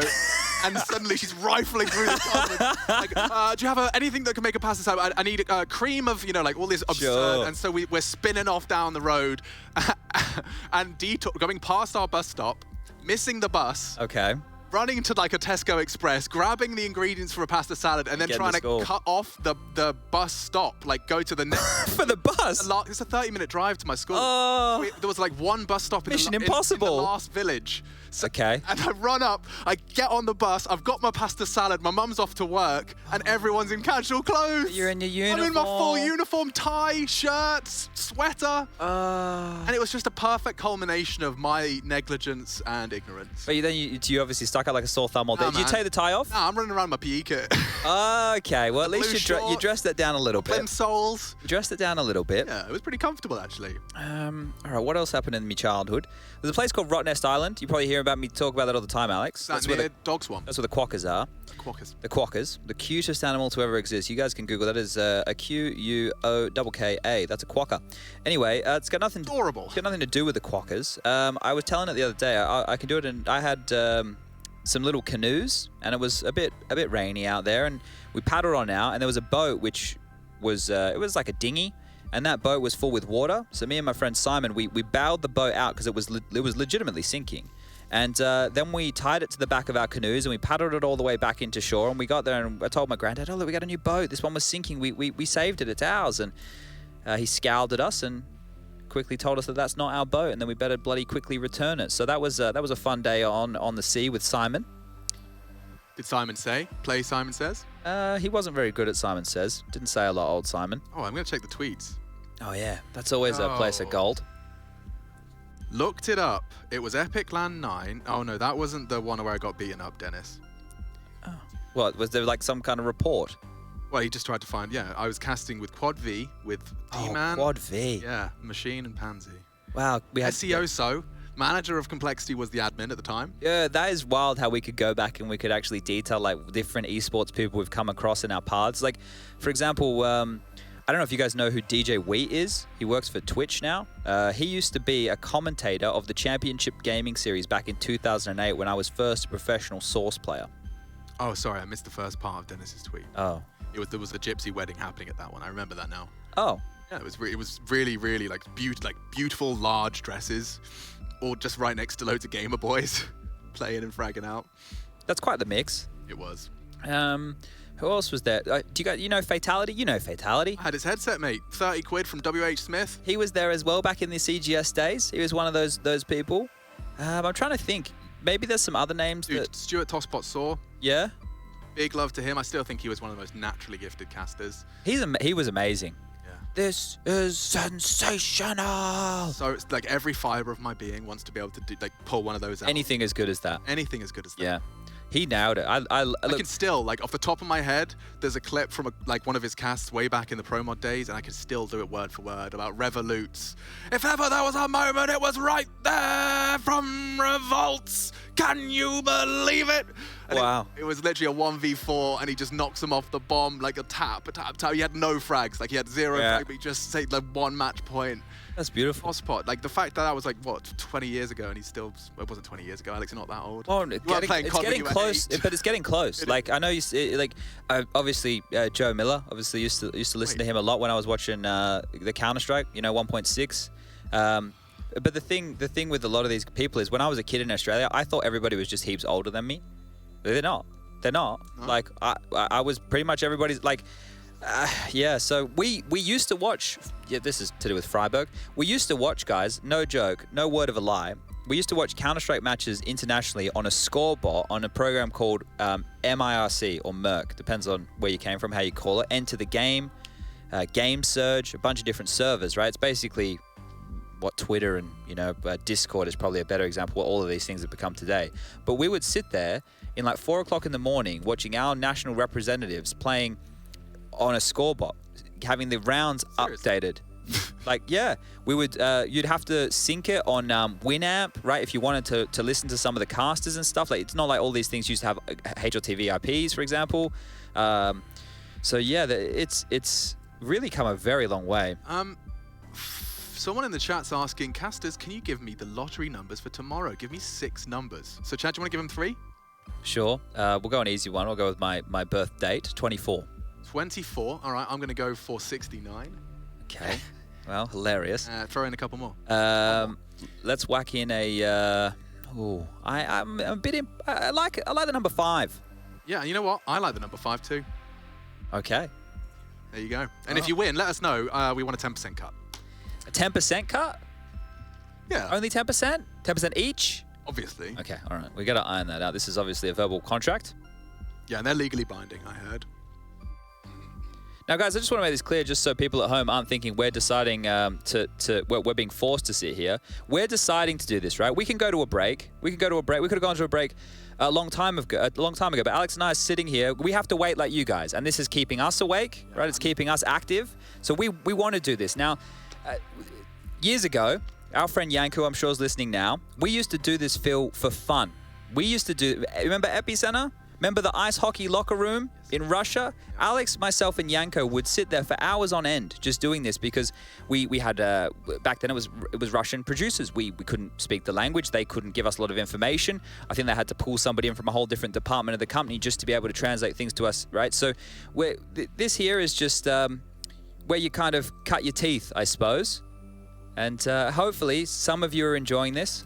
Yeah, and I understand as well why it might be like, it doesn't make sense why this is such an extended issue, but I imagine that the entire admin team also are having the same. Oh, for sure. You know, this like, compounds. Like, make no mistake, that there is many times this happens, and we go, oh, quick technical timeout, and they literally rip out the SSD, plug in a new one, throw in a copy of the player's config, and bang, Bob's your uncle, Fanny's your aunt, you're playing. Yeah. So clearly we've done steps A, B, C, and D. We're looking for E at this point. Yeah.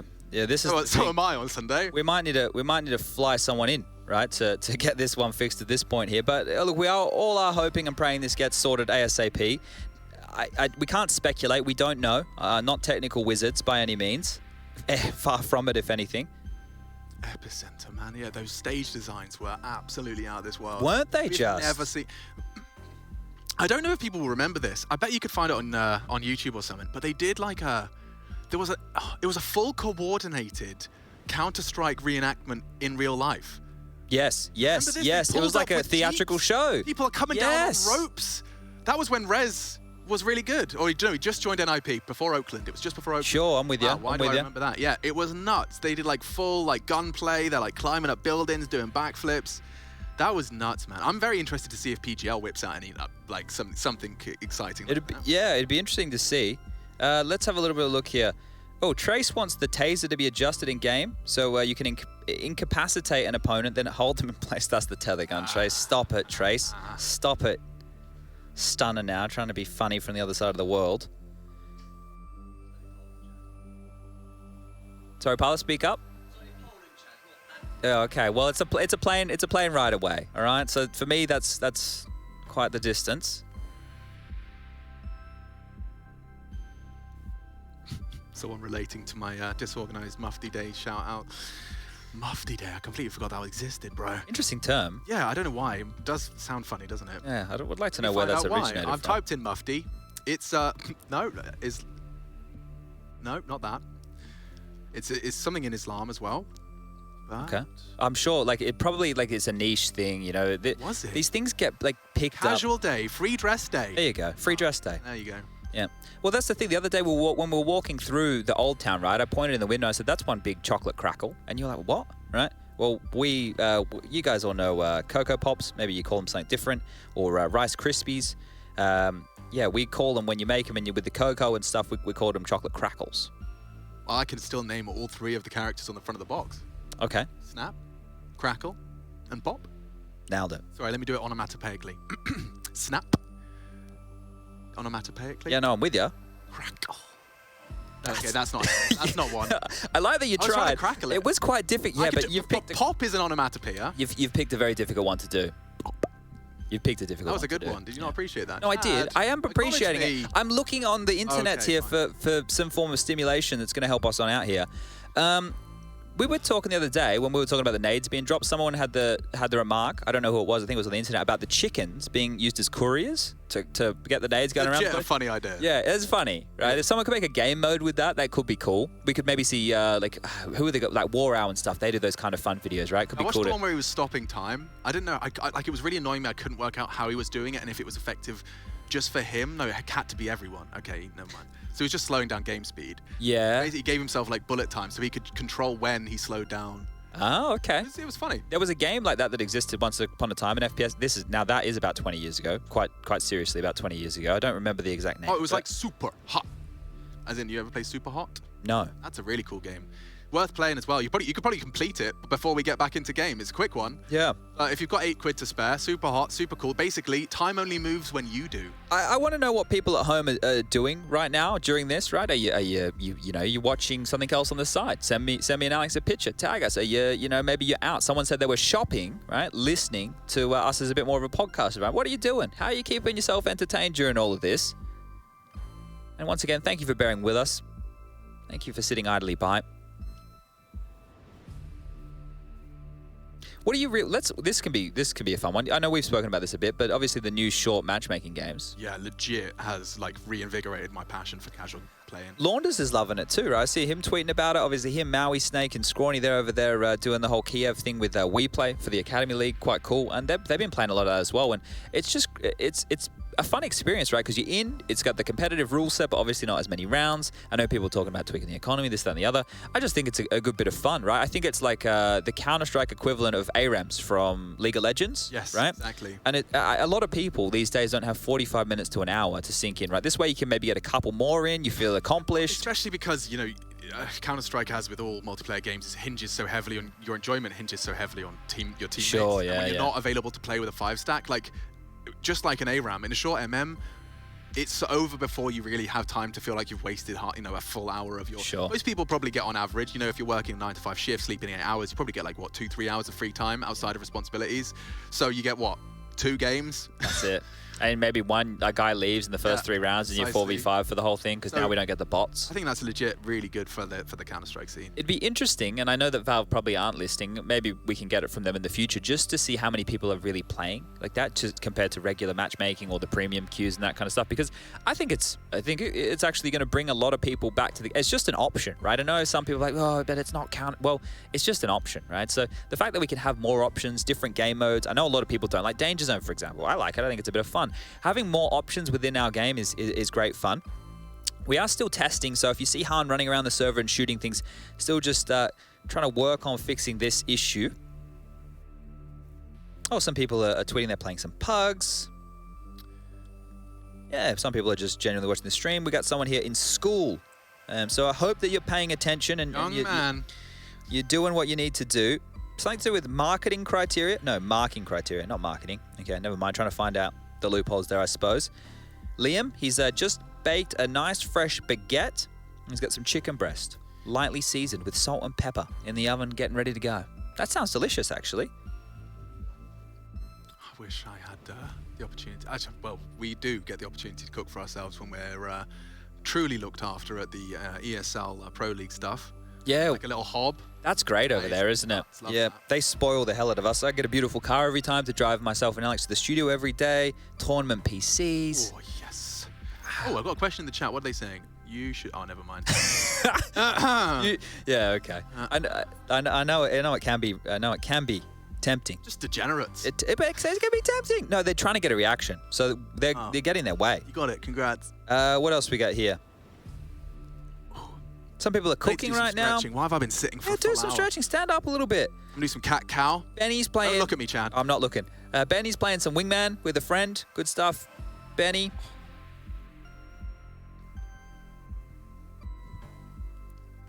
What's your favorite Twitch emote?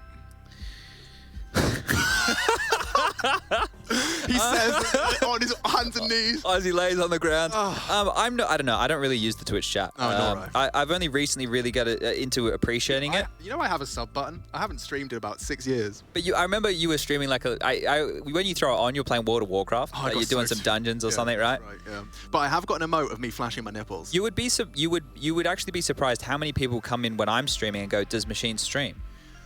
There's quite a lot of people. It's a regular question that I get. I suppose I do have the opportunity because you do too. Like with the when they give us PCs in our room. Yeah, I don't want to play like maybe the short MM kind of solves that mystery. Yeah. I could play it with viewers and then post clips. Yeah, the thing is, you want to go and have a bit of fun with it, right? Like when I go and I play it, it gets a bit serious. Yeah, I could do like the prop hunt stuff. That was fun. That's true. There's all those fun game modes.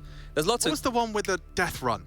I used to love a bit of death. My movement sucks, but There's so many cool modes in there. I did enjoy that. I'm not good at surfing or KZ. That's not something that's at the top of. Once you get old, guys. So when I was playing back as a teenager in Australia, and I noticed the players starting to age out in Australia, right, in 1.6 or Source. The first thing I noticed to go wasn't their aim; it was their movement. Right, they started to look really sluggish. They started to look like a tank rolling around the map instead of like an agile gazelle. Yeah, so that's one of the first. Maybe I should keep that up. Keep working on that because I know Forrest is a guy who loves surfing. Right, he liked that movement side of things in Counter-Strike, and he's still fragging away like a bit of a demon. I'd like a little straw poll. Straw poll? Yeah, like I mean, you can see the screen. Okay. What do you think is everyone's favorite? Like genuine from a graphic design standpoint, not your favorite team. The best CS team logo. The best logo. All right. Well, people in Twitch chat right now, we're going to rely on you. Yeah, we're going to use the majority rule here. Now, best logo. I've got because I'm looking at the screen behind us, right? I saw Envy's and I was like, you know what? I always thought that was kind of legit. Yeah, it's a cool logo. The org's a bit funny, but I like the logo. Can't detract from the logo. That's true. G2, I do like what they've done with the samurai. Yeah, but I do get upset when Lothar tells me to iron my bloody shirt. Yeah, well. Those in glass houses shouldn't throw stones. I'm not going to throw any at his house. We're catching up still. We're catching up still. We're getting there. We are getting there. The Spirit logo's cool. It is. And they've got a new merch line that's pretty sick, actually. Yeah. Oh, Lucky, this is not a plug for Astralis, by the way. I'm not trying to sell their merch. He had a cool hoodie on. I asked him the other day if it was just for them or if they're selling it. So they had a really, it's the one that it's Astralis, and then it's like it fades away on the back of the hoodie. I thought it was cool. To make some cool clothes.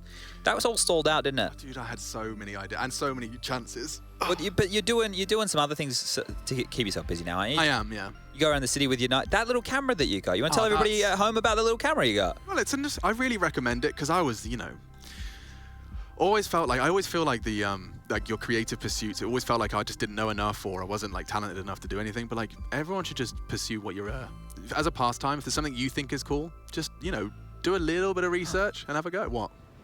So right now, let me just read this. Okay. We've got a DM from the big man himself. What? Not CSGO. CSGO has just sent Machine and myself a DM. No, legitimately, this is. Does it say cast a stop talk? No, imagine. Okay, it says. I want to make sure I read it. I know that CSGO aren't going to send me down the drain here with this one, but I want to read it. It might be private information, Chad. Source 2 confirmed? No. Oh. Parler's still here. All right, I'm just going to read it out. Screw it.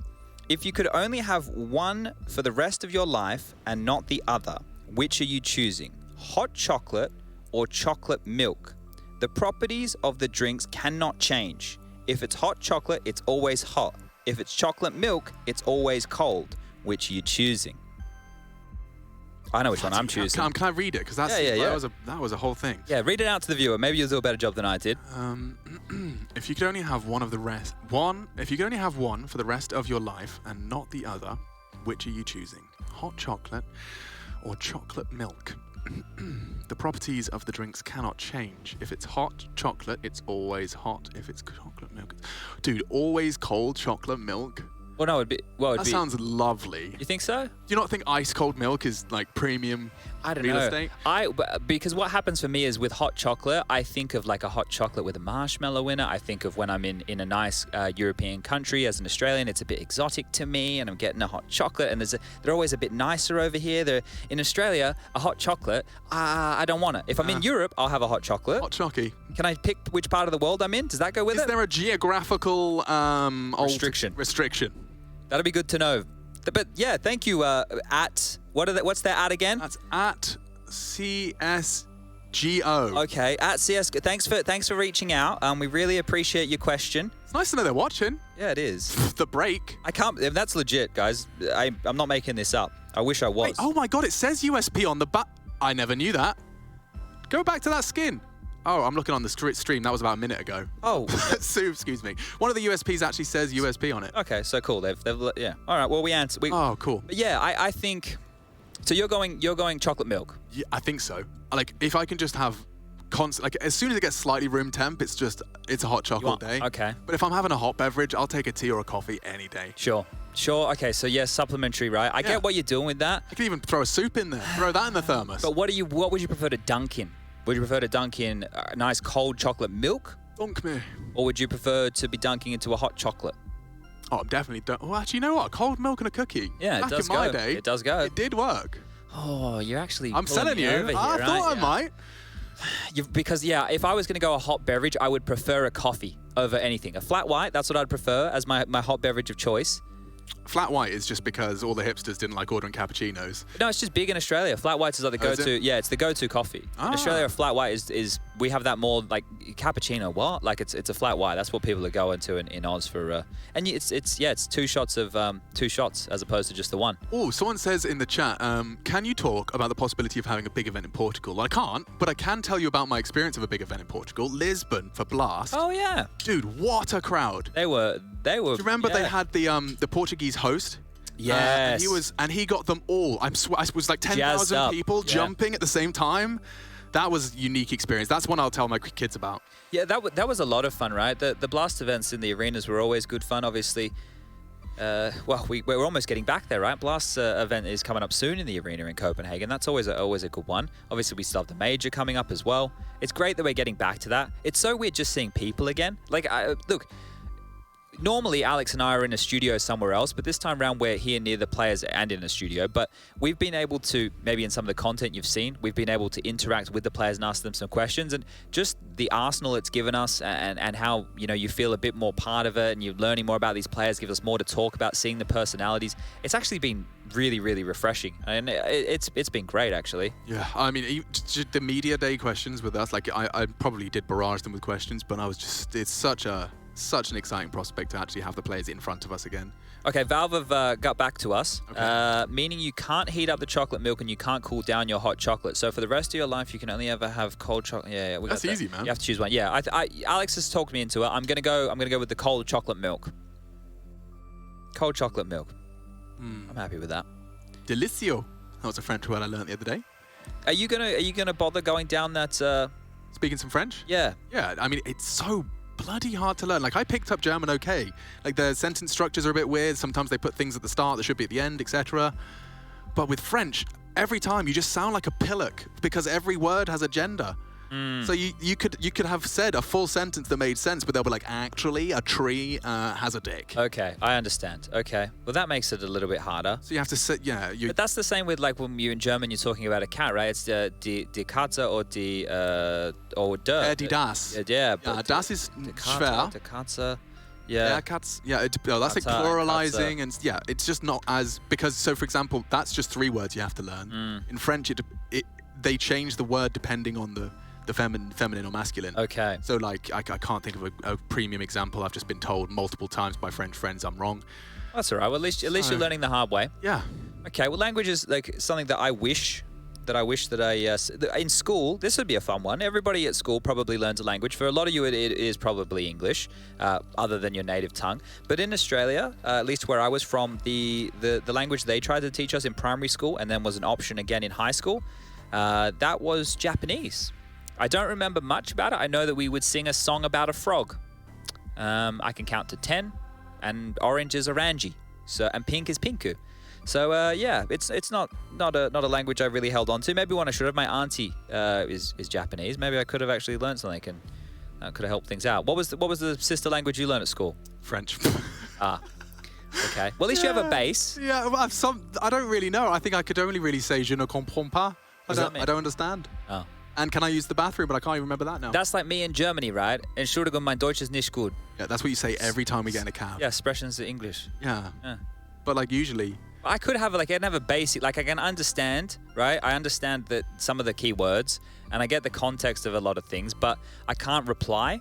One time I went into to a bike store, right? I lived in Germany for about a year, and I had a bike that was left there for me by the previous owner of the place. Well, I guess I bought it, and well, I went into the bike store to get a pump, and I went in and I gave them that line, Entschuldigung, mein Deutsch ist nicht gut, expressions in English. Yeah. And he replied to me, and I didn't know exactly what he said, but the gist of it was, you just spoke to me in German. And I just walked out. Like I was like, are you going to be a Sasquatch about it? I'm like, I know, like we can work together here. Just help me a little bit. I can bring up a picture on my phone. I can point. We can go as if I'm a caveman. I can draw things. So I'd never fixed the bike. What I did was, it was on the side of the road in Zulpische Straße, and I took the lock off, and that was the end of the bike. Yeah, well, when I lived in the Netherlands, that was actually like a cultural phenomenon. People just, like, there was a city bike, or it had a name, there was a term. Okay. Basically, everyone, most Dutch people have had a bike stolen and stolen a bike. Oh, it's like stolen a bike themselves. Yeah, like you nick them when you're drunk and you need to get home. Okay. And then you leave them when you're sober and don't want to cycle. When you're too drunk to get home. To get home, I guess. Yep. Yeah, the new electric scooter craze has really opened up the freedoms for me as well. Like the fact they're all over the world now, and I can just, I'm not a driver, believe it or not, I can't drive. Yeah, the license has eluded you. But I just moved to Germany when I was halfway through my lessons and never looked back. Well, our lifestyle, we don't really need a car, right? So it makes sense. But these e-scooters, man, you do enjoy it? I just like, whenever I get the opportunity, I can just zip around a city, see it all, take some pics. You ready for this? Go on. Do you remember when you had that boo-boo? Oh, yeah. Do you know when that was? Starlight of Berlin Major 2019. There's a throwback. Do you know how I did it? On a bloody e-scooter. So to fill everyone in, it was me and an assortment of the cast of the Berlin Major. Henry G was there. Sue there? She wasn't racing. She wasn't racing. No. She wasn't part of the speed racer gang. No, but Henry and a couple of, I wish I could remember exactly. We had James come to, we all went to a park, remember? Yes, oh, that was nice. Oh, yeah, Jason was there. Yeah, that was Trace was there, I think, as well. Some Späti Bier. Yeah. I was about to get French. Späti Bier im dem Park. That was bad. Wunderbar. But yes, we did like, there was like a flat, like untrafficked area next to the Venti Music Hall, which is. Oh, you were racing. Well, the first night, before we zipped home to the hotel on our scooters, we raced, and Henry had this cheeky strat to break the speedometer, right? So you're capped at 23 km/h. Don't do this at home, kids. Don't do this. I do not advise you do this. But if you manually scoot while at max speed, so I'm talking at 23 kilometers an hour, you pedal. Yeah. You stamp on the floor. You can break it up to 26. So he beat us, creamed us. Of course he did. And but on the way into the office the next day, I was like, I need to practice the Henry G strat. Yeah. I need to practice the accelerated, speed limit push. And I just slammed my ankle into what's normally covered by a rubber cap. Yeah. I just slammed my ankle bone straight onto the exposed spiky nut. I think they fixed that in the new models as well. So I keep inspecting. I check everyone I get on now, Chad. Probably a good thing. I had the paramedic say, you need to go to the hospital. I'm like, I need to commentate. But we went to the hospital, and you were fine. We did, oh yeah. You had some pressure bandages put on. You didn't need stitches or anything. It was all good. It was just the bandages. Yeah, I was fine. We sorted you out. There was while I was waiting for Alex to be seen, because we had gone to a hospital in Berlin in the middle of the night. There was a woman who was in the waiting room with her boyfriend, and she hadn't eaten. She was hungry, and she was injured in some variety, waiting to be seen as well.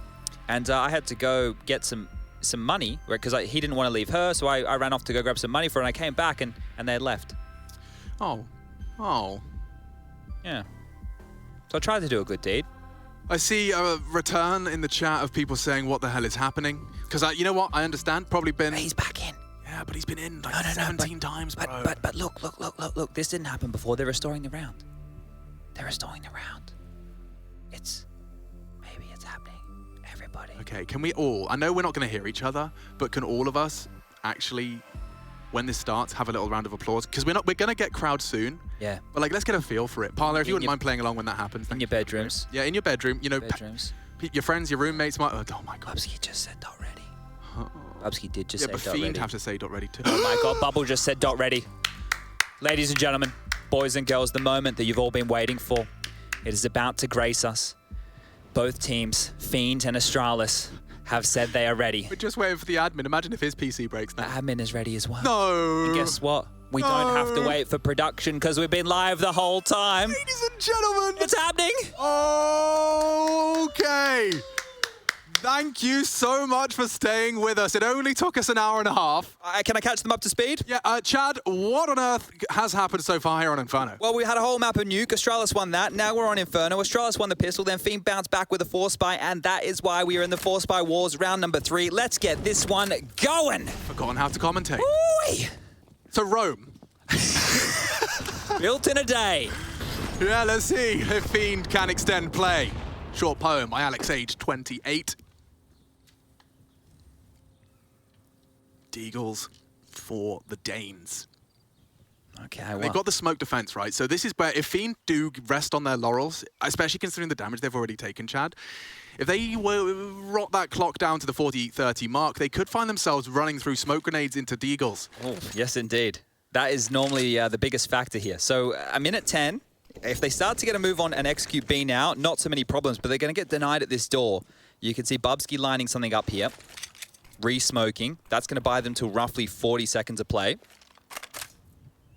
But he's been left alone right now, Zip, and he has one more smoke in his hands. He can throw a good one there from the back of the site. Bubsky with a flash in his hand as well, and they're actually getting closer here. We know the Deagle doesn't do as much damage. That one's dropped. We're going to be seeing below the 30-second mark now. Magis looking like he wants to gamble. He's coming over too. They're out of smokes for the defense. It will be the B finish. All right. Zip up close. A 3-man defense. Here comes the util, starting to sail through. They will have established the boost in time. Magis Ganti. Zip, he's not Molotov. Oh, he is. It spreads. Forced to take a fight. Swinging out towards the pillar. He's yet to go down. No blood yet drawn. Now Zipex falls. And Red Star needs another. Can't quite track him in the smoke. Issues for Magis. The last bullet out of Victor's spray connects. They bomb. Can't be contested now. Bubsky's given it a good shot and actually nearly finished off Bubble long range. Yeah, good spam, but I think this one could be done right now. You can see right now Dupree hasn't rotated over to help his team at all. He's on the balcony over towards that A site, and Bubsky, lucky well they're going to join him. So the 4-spy wars, they've been one on out, but Astralis may as well keep what they have a double dip with it in the next round of play. And finally, we've had the 3rd round of Counter-Strike here in map number 2 concluded. Yeah, if anyone's concerned or confused about the average damage per round, I think we can all assume and understand why that's going to be a bit skew-whiff. Yeah. ADR is going to be bowed because they just spent an hour shooting each other while we waited to resolve that tech issue. I'm sure we can remove it from there. Oh, it's already gone. Yeah, beautiful. Wow, I didn't even finish my sentence. There you go. Rush is listening. He's always there. But thank you to everybody for sitting by. It was obviously a long one, and now we can focus in on the game here. So, Fiend, this is their map choice, and we'll set the context again just in case you forgot. I could understand why. If Fiend win here today, it'll have to be the 2 maps straight now to convert this best of 3. But that would secure them for the major. It would lock them in. Yeah, for Astralis, they are vying for a Legends position. So they want to continue through this upper bracket. Well, not upper bracket. The playoff bracket. So they want to win as well here. Both teams with a lot to play for. The legend status, it is big. Does mean a lot. And, well, Lucky with some warning shots of his Deagle. Nades following his footsteps, but they've been able to dodge those. And this should just be an easy round for Fiend again. If they want to execute beat, no dramas. It'll be similar to what we previously saw, unless Lucky goes massive. Oof, that damage is massive. Swallows the grenade. Shrapnel to the liver. Looking to chop up Bubble here. The timing on his peak was everything. Just shy of the head, so space to be taken. Boost to be pre-fired, and yeah, Red Star caught a glimpse of that as well. One back, straight through the smoke is Zip. Contributes a little.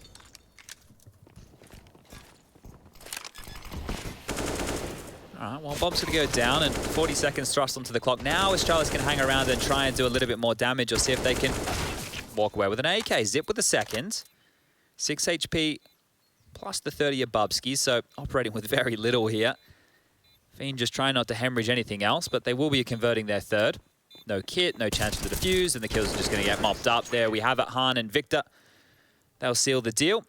And now it's about refocusing, getting back to the task at hand. Astralis getting into the buy rounds are going to be having M4s, 4 of which, and 1 FAMAS. No kits are being purchased here, so that may be a little bit of a drama if we get into a post-plant scenario.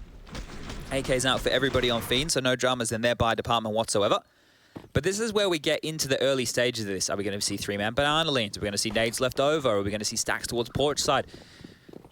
The Astralis CT defense, a lot riding on this right now as we have the deep mid smoke out from Astralis as their opening move. Yeah, ballsy from Dupree going for that late nade. Actually lands perfectly into the tunnel. No one available. Catch some flak. Now, it is just the standard holdout of Astralis here, and, well, the standard default from Fiend. They're going to work on that banana control late. Once the CT smoke subside, they're also getting pulls and boiler. And to have that early is great. It applies a lot of pressure towards this A defense. You can see Lucky on the arch side. He's the only man really contesting mid. Magisk is putting some warning shots through from the balcony. And they also have Dupree over towards the bomb site. Passive on both fronts here, Astralis. No banana information and very little mid information now that Lucky's been smoked off.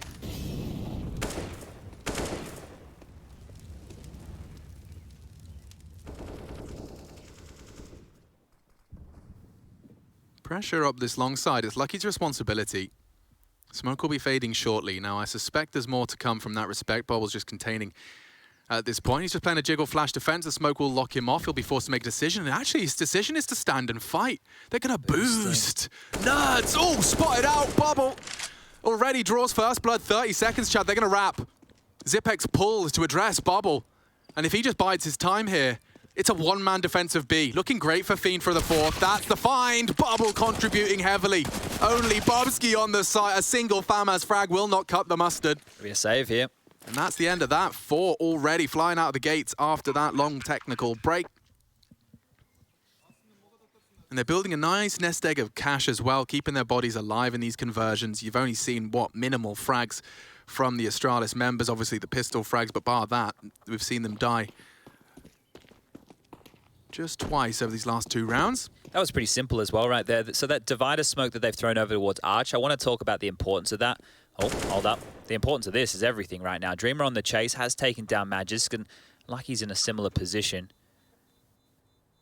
Dreamer is coming to clear this. You want to take these rifles away. It's going to make the next round easier, but Dreamer doesn't want to push the issue further. Thinks that Lucky may be hiding elsewhere. But that Arch smoke we just saw that Astralis tried to boost over, the reason that's a good smoke is because if your defender is playing from Moto or Library, he then has to go back to CT spawn. There can be a timing where maybe you can creep across, but it also draws him further away from the A site. You can see here Bubble catching that boost. So a nice little attempt from Astralis to deal with that, but not being able to get what they were looking for there. Yeah, so this is where Astralis, with the max loss bonus coming into play in the next round, can go for a half buy, right? They can spend down roughly to about that 2K mark. You know you're going to get the 3,400 in the next round to play. So as long as you have enough to buy, yeah, that's the golden rule. It may seem like yesterday, but on Nuke, we saw Astralis converting a couple of these. It was a couple of hours ago. It was.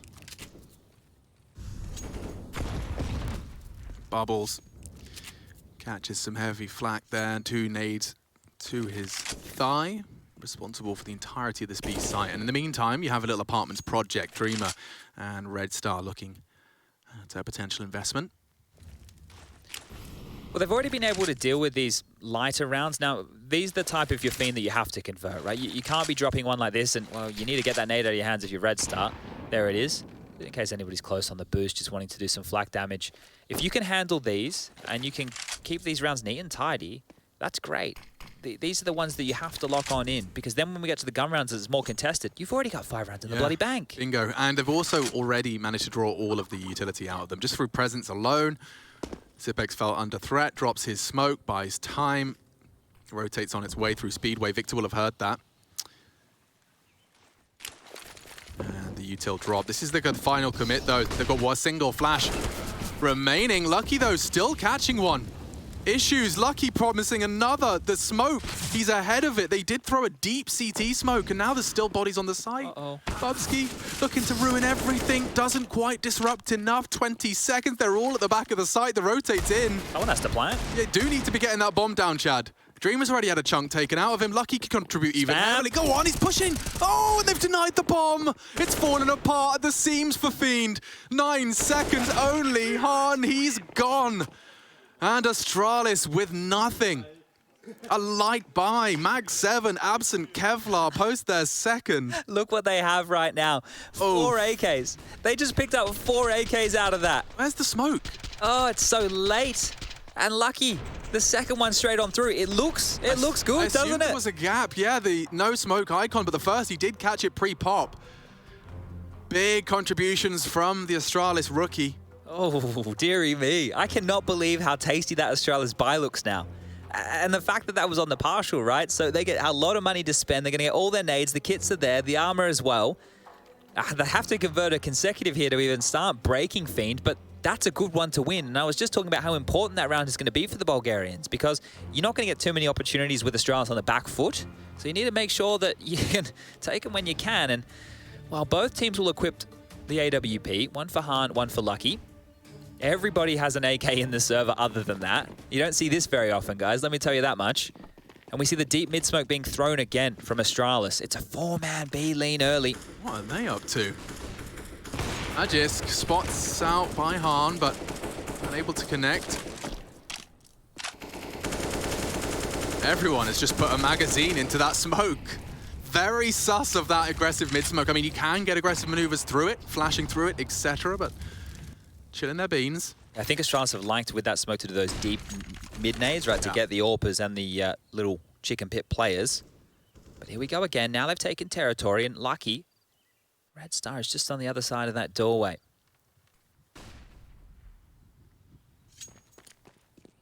Likely a little shaken from that round. That felt like a must win or a likely win. Smokes are deployed. Looks like it'll be a short side advance here, Chad. So Lucky's about to get some action.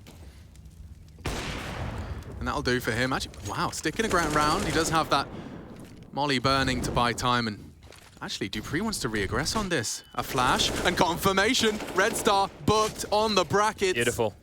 They take the space right back from them in a smoke for good measure. What do you do now, Chad? This is huge. Where do you go? They have to go back towards B here. They can either try and flash and pop on through that. They are. They're going to fight. They're fighting mid. Oh, and he's ready. Dupree plays anti-flash. Oh. So much damage inflicted. Victor and Han have to be careful. The CT Incendiary buying more time.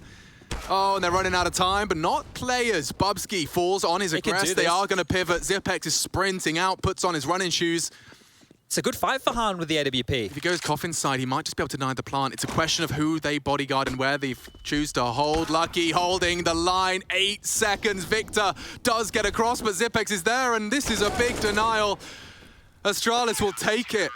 And a beautiful sequence of the defense. Beautiful mid-round move, right? It was the molly that they had thrown, right, to lock off mid, right? It meant that the top player was isolated. Normally what you see, right, is a more Fnatic-esque style where they would throw the smoke top mid from pit and then retake, but that molly completely denies any support that's possible. So a great move from Astralis to take back the mid control against the default here and setting themselves up for success. It gets flustered, Fiend do their best, and they use their second timeout here already. But that's great. Now Astralis with 2 consecutive rounds right now. They bounce back from this, and it is probably going to take some time for both of these teams to completely wake up and get back into the swing of things. Speaking of... Drink some water, guys. Yeah, Hydro homies, pay attention. Bet you haven't quite been thinking about it. It's easy to forget. There was enough money to go for another buy here, so we will see 4 AKs coming out once more on the T side of things, and it will just be Red Star with the dirty dig in his hand. Util not shabby either.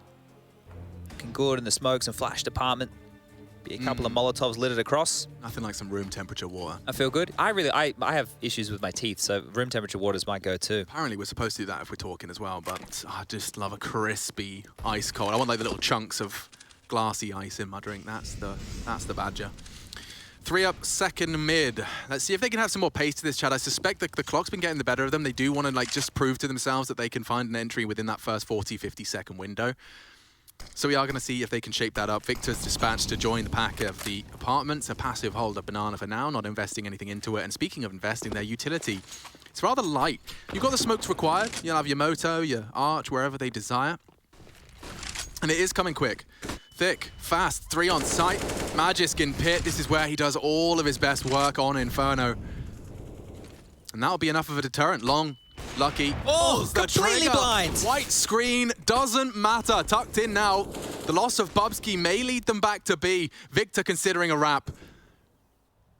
They have to push mid. Astralis have to take top mid control back here. If they don't move now, it's all on Zip. He's stranded. Oh, man. Good call here. They got so much time to work it out. Astralis miles away from aiding him. And Victor's going to have the whole rotate down. They'll have to go banana. I think Zip's going to give them the sight and play retake here. This is really his only choice. Right, there's no nades, but they're walking in. Oh, what an angle. Working with nothing. They'll have to hunt him. Get that bomb down, Red Star. Bomb to be planted. 3 from banana. Zip kicking. And now a man advantage for Astralis. They're making this one threatening. Quick to boost up. A quick shot out of Lucky and falling apart here for Fiend. Crossfire's good. What's he up to? Han goes and takes the fight on his own, and now Red Star has to handle 4 Danes barreling towards him. And that's the end of that.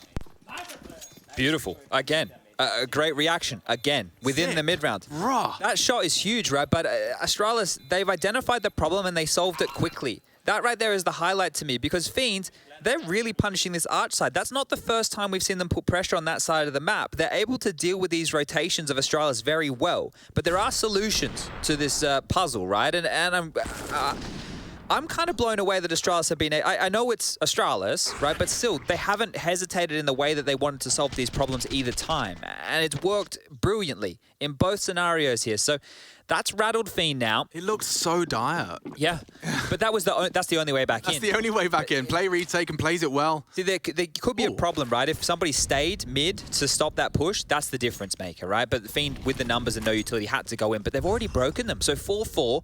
It's going to be a light buy, some digs, P250 a scout, and Astralis, now they want to keep one clean here. We spoke about Fiend needing to convert before. This is one that Astralis can't let slip if they want to get it done in 2. And obviously by the time this finishes, it's probably going to feel like a best of 5. Dreamer won't test his luck there. G2 Ents as well to be looking forward to. Well, lucky Ents play quite fast Counter-Strike. They might be able to catch us up. Dreamer's on his lonesome here. You can see he's the furthest forward of the pack. It's back towards the B site. They're going to turn their attention. And Bubsky, more like Bravesky. Yeah, and that's the bomb leading the charge. Bubbles delivered it. And now utility can be dumped. Oh, he's only got 8 bullets. Burning. He's burnt a little. Careful now. Respect the half wall. Bubsky doesn't need any more bullets. A backflip from Han, and that's the finish.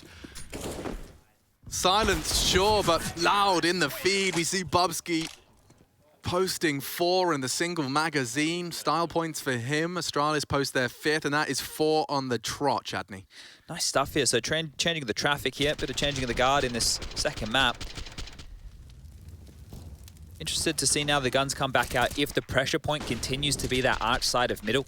Right, clearly able to identify, yep, Bubsky goes down. He's a B defender. Let's slink on through. Can there be a change up? And there's the man on your screen right there, Bubble. What's he going to call? What does he think the solution is? Because Han will get his AWP again. This time, some more aggressive util down. You can see that CT molly just going to slow down any more aggressive maneuvers. Snade from, yeah, Bubsky there. That one's to deal with the close cubby, but it was actually the one deep down mid as virtue of this smoke that has done a chunk damage right now. And Magisk, what are you doing? He's pipping a gap. This is nuts. Pipping a gap. Red Star does react in time. Okay, man advantage. They are the walking wounded at this point. Where did he think they were going to be? They can't be banana. Bubsky's got it covered. Yeah, good point. Are they either T-spawn or they're coming to you? So Magisk there with a risky one, but I think he's feeling himself. They've strung together some very impressive rounds so far, so... This gets hard now, though, right? I know they are low on HP. Well, at least 3 of them are going to be a one-shot to the head for this M4. Safe from the flash on that half wall. Safe from that, too. Catches Bubble looking. He had so many questions he had to answer, but he does it on his own. Dreamer again up towards the Palmers. We've seen it once. We'll see him here again. You can see the responsibility being ironed out here. And, oh, what a peek from Lucky, catching that Dreamer. Yeah, you're right. Fortunately, that's not the case for the remaining 3, but this man advantage short-lived. Well, the Ants go marching in one by one. Hurrah. Hurrah. And now they have to go away. We have 25 seconds on the clock. And again, the jewels, they're easy to isolate. There's nothing making Astralis feel uncomfortable here, and they're going to pick up their 6th round without any dramas whatsoever. Victor, now with only 18 seconds left on the clock. Too many to find, looking flustered on the spray. Dupree's not going to give you a thing, and that Molotov burning a hole in his pocket. And that's about it. 6. 5 on the trot. There was a pistol, Fiend with a lovely response, and a lovely consecutive 4. But following that, it's just been one-way traffic. Good catch from Red Star, but they can't build a round out of it. Left looking a little silly. Dreamer getting caught out on the apartments as well. Just a 2-man setup is all it took for the Astralis boys here. And maybe, dare I say it, a timeout necessary just to get your head screwed on tight. This is number 3 already. They're into their 3rd timeout right now on the T side. Okay. Yeah, they're into their 3rd, and we've only had 10 rounds played so far. So you want to make sure on your map pick, if you came in with a key game plan, that at least it's working. And there's the Astralis fans. There you are. Some of you got your jerseys on. Some of you got some flags, having a great old time. If you want to join the mix, IEM.gg/fancamps. Find some like-minded individuals. Talk about your favorite team. Make friends. Play Counter-Strike with them. Well, don't go that far. That's how you lose friends. Yeah, you're right. Magisk, what, mate? What are you up to? I think like he's sat there for long enough. He's like, I don't want to wait for these slow rounds. Are these guys serious? I think that might be the case. I'm just going to fight them. And Dupree's like, I'm with you, mate. I'm with you. We can get this done. Oh, that's going to put him back on the defense, I think. M4 is recoverable. But what do you do with that? Maybe inspect it. It's a good-looking skin. He does have head armor. And he could isolate one of these fights here. Now, porch side seems to be the plan. Bubsky might have a little look here. It's a question of when he chooses to release that crouch key. Bang. Yeah, all right. He chose at a pretty opportune time there, didn't he? Caught me off guard. Call that 7. I think you're right, though. I think he's on it. He just wants to get it done now. Yeah. Yeah, like he just wants to speed run the second map. Magisk 2 rounds out of the last 2 just held W. Yeah, look, the window when you can get if there's flashes behind it, the second mid push, that one was a bit odd. I like it though. I mean, let's keep track of it. Yeah. Oh, look at this call. 4B. 4B. Are you going to run down? What are you doing? Just nades, standard stuff, and well, they are all here. Well, this is where Fiend had success earlier. I know most of you may have forgotten about it, but it was a couple of B executes against the pistols, and that was quite tidy. Now, even more nades and flak damage being done. 2 players chunked on down, and they're boosting over the wall. That is one of the solutions, as Bubsky tries to throw out a flash to Zip. So I guess that's an alternative to just running and dropping them and immediately rotating as you go, throw some, drop some. Yeah, you throw your offensive ones, drop your defensive ones for them to pick up. That's a good way to frame it. Another one. Bang. Oh! Right on the money. I'm going to check in on util damage. Swallowed that one, didn't they? Now 3 of them just having to limp in towards this B bomb site. Dreamer, again, tasked with second mid, and the rest of them looking to execute B. 11 rounds in, Chad? Yes? No, not you. Oh. Magisk has nearly got 300 utility damage. Oh, that's beautiful stuff. 11 rounds in. That's 3 kills just from his Pokeballs. Be careful there, Bubsky. They are coming. They've even tucked into the power position with Victor here, so they need to set up their util bubble and Dreamer with some smokes. Now Dreamer's joined the pack. The rotation coming from Dupree now. Look at the nades on Dupree as he comes on over. Oh, he's not even going to throw them. He's just going to give them on over. All right, Bubsky, here you go, mate. You get to throw these ones out. And Alex, it's 30 seconds, mate. Yeah, that's the perfect Oh, that's the perfect util. miserable. You just have to wait. So now you're going to have a 10-second 5v5 to plant and kill 3. Here we go. They're going to flash and go through it. They have to. They have to go through it. They can't wait. No fun for anyone. Zip anti. Bubsky strikes. A double from him. Good flash at least, but that's it. Bubsky 3. Dupree the pair, and that is the end of that. Astralis just spent the entire round throwing nades at B. That's one of the things that the people at home were theory crafting about. There can be such a problem here. But you consider how many nades they just used there. A was very light on. It's just fortunate that Fiend have now been bullied away from the A bomb site and really felt like they had no choice other than going B. So it has to do with the mind games as well. This wouldn't pay off in the same way unless this was the strategy that they were going for. So Astralis reading the game well. And Magisk, the in-game leader currently, calling a good game. Yeah, I mean, the only counter to that, like if you're on that T side, is Dreamer getting answers on A. Yeah. And he didn't. He just stayed passive. Because they've been picked off. Oh, yikes. More nades coming downtown. Safe for now. They're equally socially distanced. Maintaining the bubble at all times. That ruler out between them here, but Bubsky, well, he's a fan of taking space, and he's pushed all the way down Banana, has the oversight of Zipex again. These two AKs that are out to play in the hands of Dreamer and Red Star, well, they're the only keys to success, and they will need to find an opener. Device did so much great work for Astralis in these Inferno CT sides, and oh, they're pushing the issue. That's mean. Bubsky, just as they're not coming to his site, he has to bring the fight to them, and now looking very shaken. Fiend, they're being beaten up here. Yeah, this is really just a bullying act right now. Oh, and Majesty actually landed a dink. Dupree converts onto Dreamer's apps pop, but yeah, Red Star short. He knows Dupree was around that graveyard position. Han equipped with the bomb, but only the Deeg, and that's not going to get him far. Oof. Yeah, so those 4, Chad, you know how you said it's good to be getting them early, getting that 4 under your belt. You really haven't seen much else in the Fiend department coming into the tail end of this half. This many kills, Alex, in the spree of rounds. You want to get that for the viewers at home? 9. 9 kills in the spree of rounds that the Astralis have been able to slowly, well, not slowly, definitely pound on right now. And remember the round that they won to get themselves back in this? The lucky saved M4. The lucky save silenced M4, Bubsky in the smoke. Soon that Astralis fan will be able to take his scarf and his shirt to an actual arena. That'll be cool. That'll be fun. Can't wait. Not far away from that now. Be great to return, but yeah, nine kills in. They are really forcing the issue here. This is so. Oh, you know what? We can use this as an example of, Chad. You know how I was telling you, Movistar riders, they find it difficult when we're getting disrespected. That's what this is. This is exactly what this is. Yeah. This is what the scrims sometimes feel like. You know, they're just running you down. Like you find yourself in comms going, push taps. Yeah. And in that situation now, like, previously, in a lot of the earlier rounds, they were getting the space and respect. Right? I know that Magic was still pushing, but they were still getting the space they needed to try and go for these executes. At this point now, it's just, it's jarring. It's a little bit belittling in a way as well. Because you don't get to play, the strat is irrelevant when you've lost 2 players to pushes. Exactly. Now you're playing out a 3-on-4 situation with Red Star on 20 HP. Hello. There we go. Now we're talking. Well, there's a smoke. They might just have to run through it. Yeah, they're going to run boost, yeah. It's desperate, but they have to. And it might catch zip off. Mike, oh, still gets 2 of the 3.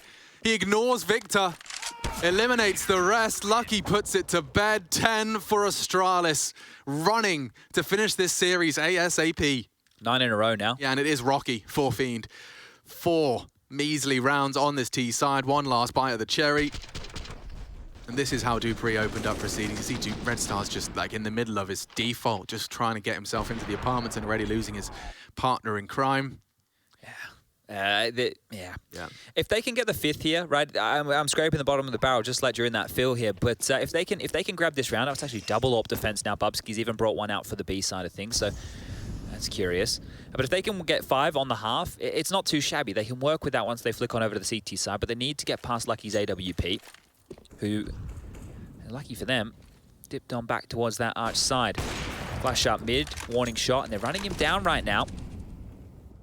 I need to hit one of these, and he does. Good for it. Dupree chimes on in, and now it's just 3 more kills again. Dupree swinging out there blind, and he's going to get it all done.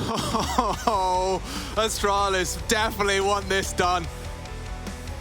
Standing desk, not equipped for Dupree, but now we see if Fiend have got anything to show for them. It's time everyone took a little water break, and we'll see if this one's going to end as quickly as that half did.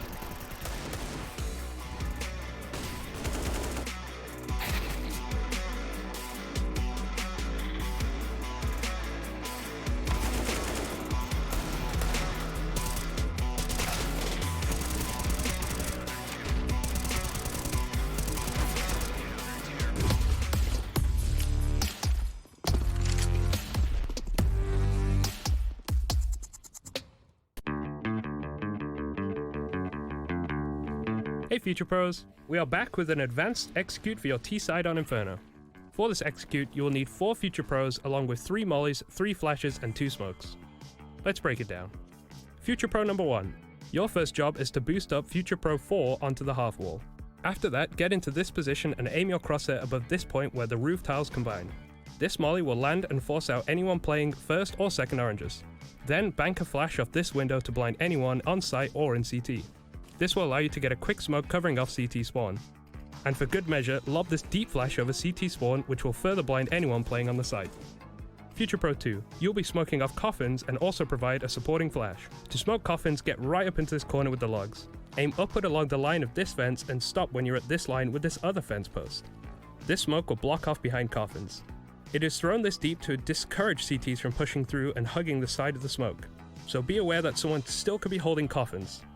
Alternatively, you can throw this smoke a little higher and coffins will be fully smoked off, but be wary of an aggressive CT. Finally, aim above these wires over the left of the plant pot. Walk forwards and throw the flash as you get to the second wire. This will provide a flash to blind anyone on the B site. Future Pro 3, you only have one molly to throw, so don't mess it up. Your molly will be to push out anyone who's playing new box. To do this molly, get up into this part of the wooden barrels, formerly known as car. Then aim at this part of the tile and jump throw. Now no one can play from new box, great! Future Pro 4, you also have an easy job. Once Future Pro 1 has boosted you onto the half wall, position yourself over this corner of the wall. Then aim at this gap in the trees and throw your molly. This will force anyone out of dark. If this execute is done correctly with the right timings, there should be literally nowhere for the CTs to stand apart from out into the open. But make sure you practice those timings, it really is all about timings.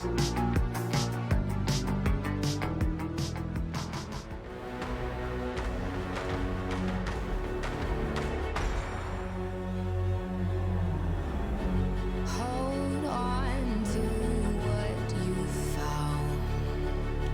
Days of the season.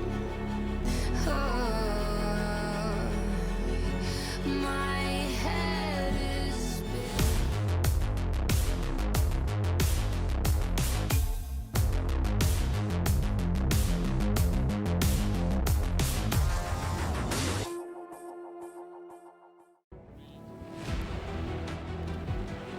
Astralis, Fiend. Now there's a man behind Bubsky there, just letting him know the game's starting again. But that man had a plan, Chad, and he's always told us.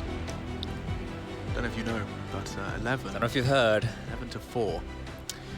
It is one of the most deceptive score lines in Counter-Strike Global Offensive 2021 edition. I think there's some stats that might be a little bit on the contrary to that, but regardless, if anything, Zonic will have drilled it into his team just how important it is to close early. And, well, as the cliche goes, this pistol round is going to be very important in doing that. They bought on in. Just waking him up. Hey, Bubsky. Hey, it's the most deceptive scoreline. Subliminal messaging while he's asleep. Oh, let's see how this one goes. It has not gone well for Fiend, at least not on the T side. Astralis looking absolutely rigid, turgid in their defense. 5 Kevs in the server, and, well, that's not their names. It's the armor right now that Fiend have. Haven't gone for any util, don't have a kit. Now there's a HE, a smoke, and a flash for Magisk. Zipex with a smoke and a molly of his own, and right now they are turning their attention towards this A bomb site. 4 of which are trundling up through the apartments. That util from Zip, he could limp the smoke out onto the balcony and molly 2 players who don't have a smoke of their own. They will have to run, they will have to hide here. There's that smoke I was talking about. And that molly, it shouldn't be too far behind. He's going to flash him out. Victor's playing anti, but not anymore. Molotov down, the flash pop, Streamer eliminated. Victor needs the last to find a head. They are in jeopardy. Han in trouble. Now, Red Star is tucked in for this headshot angle, but he's been spotted out as well. And Astralis are in no rush. There's 3 of them hanging out in this pit. It's a little pit on action. Nade involved. Han does find the head of Magisk, and it's up to Bubsky to try and level the odds. He's not far off the job. It does favor Fiend heavily now. I mean, USPs have been found, so it is going to be an even duel in that long-range engagement on Moto. Don't want to overextend as Bubble, and yeah, that time's starting to run thin. They have to push the site players, but if Bubble keeps going for peaks out of library, it's going to make it very, very difficult. That would be cool. I don't think you can get up that high. Okay. Problems then. Significant problems. He has to take a gap, and yeah, Han does eliminate Dupree, thrust into a 10-second 1v3. And he's trying to run him down. They're playing it passive. You can't blame him, can't fault him. And just by not moving, Bubble probably the MVP of that. Yeah, so his presence was the issue there, right? Because if he could swing out at any moment, the 2 pit players always having to be wary of that. And you can see how desperate it got. But the idea was great. And you can see Victor and that of Dreamer are forced out of position here. But Victor does an awful lot. He actually does more than he should have there. The fact he gets 2 kills is... or really, what ends up being round winning. So here we go. On the back foot are the Danes, and Bubsky, he's having a bit of fun. We know his seating positions can be exactly that, but he's decided to go with a Zeus, and I don't know where he plans to use that, but they are pushing the issue. Yeah, going to give them a taste of their own medicine here, just quickly running them down mid. I think everyone's speedrunning this. This is great. This is the Antiquas how they used to be, and Inferno a long time ago, where the CTs would push. Hello. What? They're not getting any more. Oh, okay. Victor solved the problem. He insta-died there. That was I think really quick. Just insta-clicked in unison. Synchronicity. Ooh. In sync. Synchronized swimmers is always interesting. They're doing it in the water, upside down, with goggles and a nose plug in. And earplugs. Yeah, and treading water. And a swimming cap. Pretty insane. Yeah. I haven't met many synchronized swimmers. I haven't met any. No. No. Strange. You'd think there's, you'd meet a few more in your time. Yeah, definitely so, especially in our line of work. Well, precisely.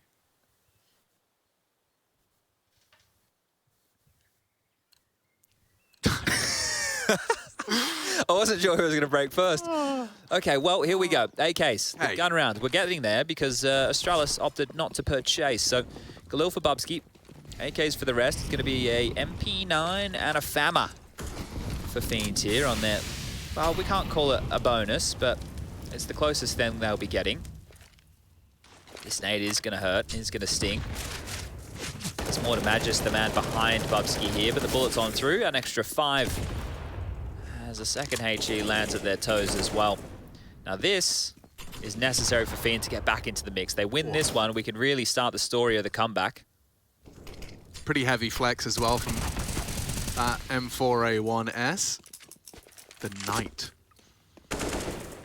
That's Bubbles' 4th kill here. He got 2.5, and that's well, he's got 2 in this second half already here. So look, he could definitely wake up and turn things around. It was a hard T-half to call, that's for sure. But down a man again, Astralis. 2 players about that half HP mark, and they will have to regroup and regather towards this top banana position. Plenty of smokes. They could do CT, they can do coffins, they could even do a wall if they would like. And right now, it is only Red Star and Bubble. Red Star, you can see he's going to drop a reactionary smoke so as to keep them guessing. He'll be able to peek out on the left and right side of the new box and the pillar. There it is. Good time to drop it. They can pre-fire it all they want, but it's Bubble that will be activated here. He's smoked off for now. They're going to look to isolate the duel. Great flash. It's actually Bubble that set his teammate up for the first frag, and they're brought in the clock well. Look at the timing on this. Great time to boost up. Astralis left with nothing, a clean one out of Fiend, and I think that conversation can be started. Though it was a very, very long, arduous wait, though Astralis came in so dominant into their CT recovery. Fiend winning this first gun round, thrusting the Astralis boys back down to a light one.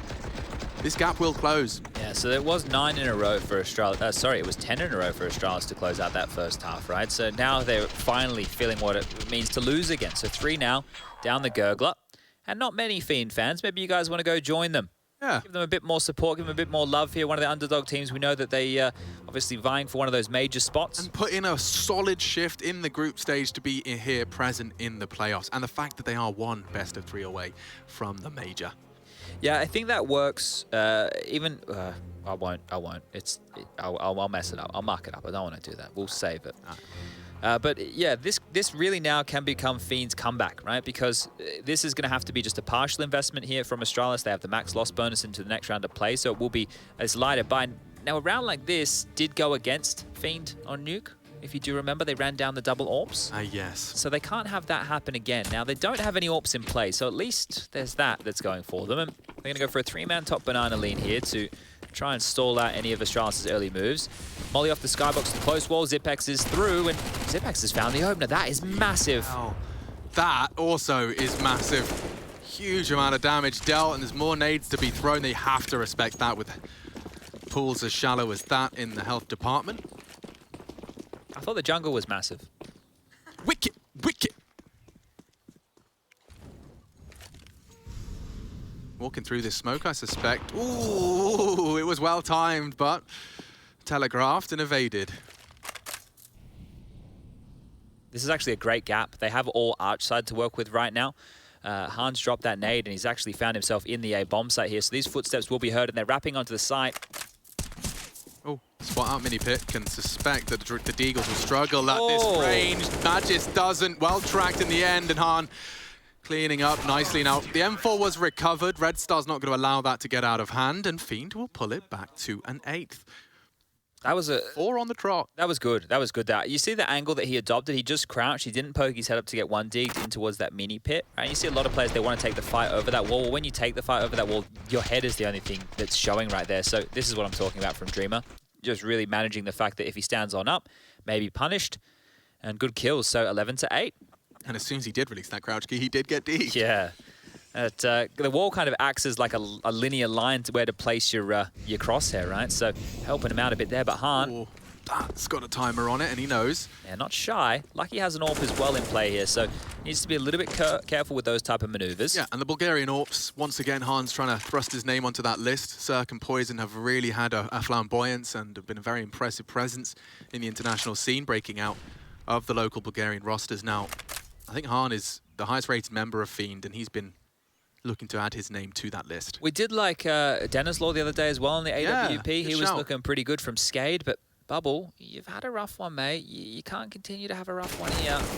Whoa, Bubsky boosted up at his body shots. Bubble had a chance and a time to react. 16th conceded for him.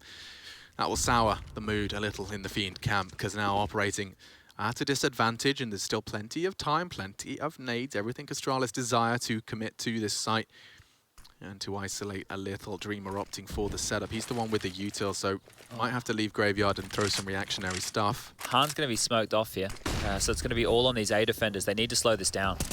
Peeks out again. Dreamer contributes with the double. Oh, that's something. So is the wall bang from Lucky. That should open the door a little bit. Han, he's found a gap. Tracks well. Nice Zipex down on the shot. drop. They're actually converting into the site. Bubsky denies. Only Red Star in a 1v2. He can find him. Lucky saves Astralis. It was looking so good for Fiend. The hard part you thought was over. Lucky bails him out twice. I can't believe that. The cavalry arrived in time. This is how it all started, right, with the kill from Bubsky. I thought it was over, not after this, but after I saw Han delete Yes, it. yeah. That was this shot here. I agree. Right, it looks too good at this point, doesn't it? Bubsky with an Bubsky's round, right? You know, in the chaos of the round, it doesn't feel like it, but Bubsky, great stuff from him. I think he's gotten himself up to almost that 20 frag mark now, 19 leading the server. So a big boy game from Bubsky here, and we're loving to see it. To be fair, it seems like Astralis needed it. Yeah. Without him in the feed, that's 9, and the gap would close to 10, likely. So, yeah, Astralis have posted their first T round, and it's big thanks to Bubsky. Now, this is where it does really start to get into the details of things. Fiend will be broken if they lose this round as far as the finances go. So if they lose the site early, keep your eye out for a save round. They're going to want to keep these guns going forward to keep them as competitive as they can. But this is where Astralis can take control of the game. And, well, Han's not done with the aggression here. There's a timer on that. Now, obviously, the reps that they do, let them know how long they can hang around, but also the presence in second mid. When you study the demos, you look at the details, you kind of get a rough idea of the timings that teams like to take Halls and Boiler in their default rounds. And it is Dupree and Zipex working on that real estate right now. Is up towards Banana, Magisk and Bubsky. Well, they're clawing that back too. So this is what you want on the T side. You get Banana control, you're going to get top mid control, and from there you get to decide which bomb site that you want to hit. Good way to get information when you suspect there's no one actively holding. Dupree makes no secret of his apartment's presence either. You see the thing that's crazy about all of this, right? The moves that happen to go for peaks or the certain flashes, all of that stuff is so particular. But when we watch it and we talk about it, we just say, oh yeah, he does the boost to look over the wall. But it's which position do you stand? How do you mantle onto the head? How do we jump on up so we're not spotted? Like, you don't get caught out. Oh, almost caught out. Some toes. Twinkle toes of Dupree. He's going to tap dance past that one. Step ball change. Shuffle stamp. Don't get us started on dancing, mate.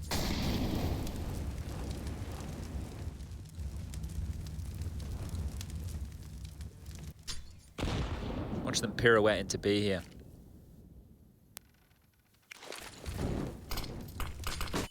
Ready to play and plie. Bubble in trouble.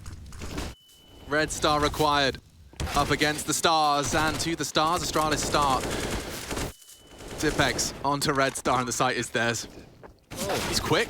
Oh, what is that? Just nonsense. What was that? I just think he just unloaded a full spray. Dupree's even locking the door behind him. Oh, they're on point with an E here. Yeah, and Dreamer.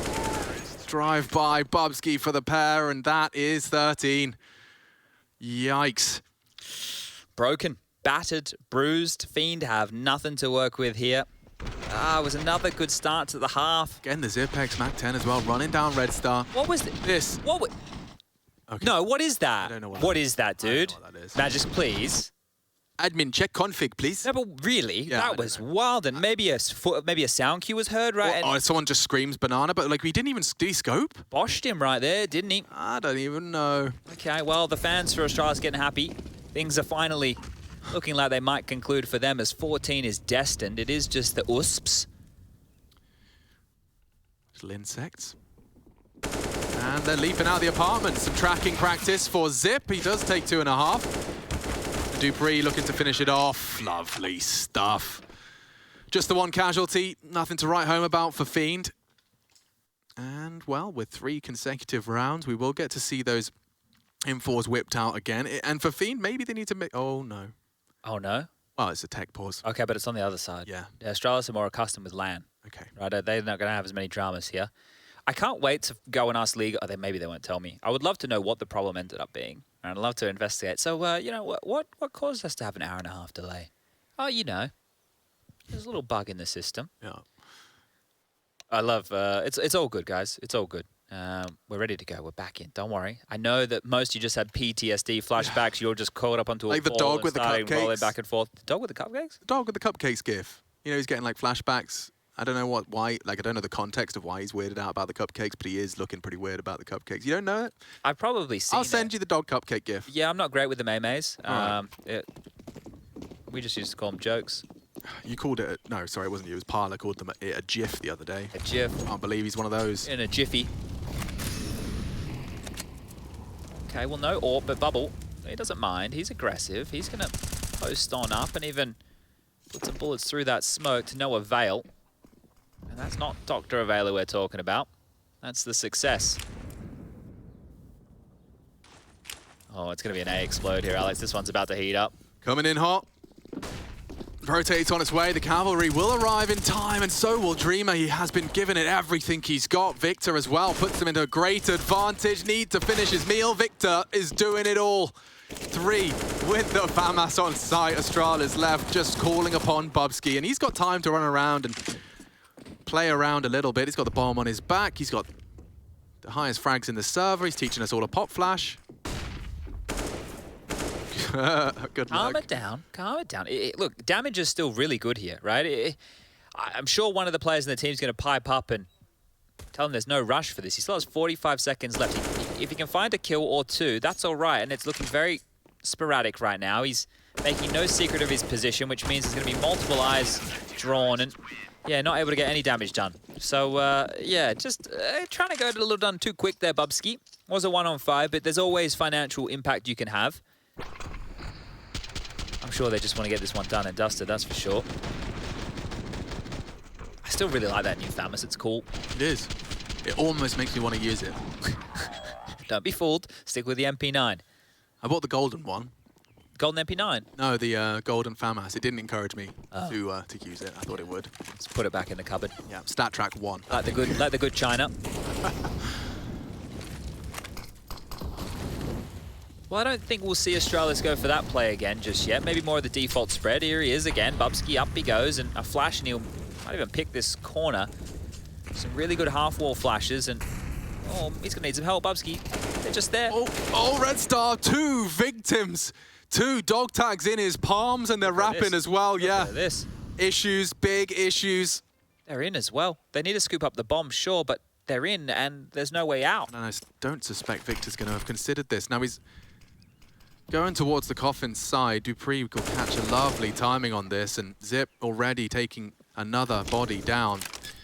Victor, the impactful from the previous. Can he save Fiend? Stands, delivers again. Finally finished off, but they've handed Han a bit too much on his plate. It's a terrible position.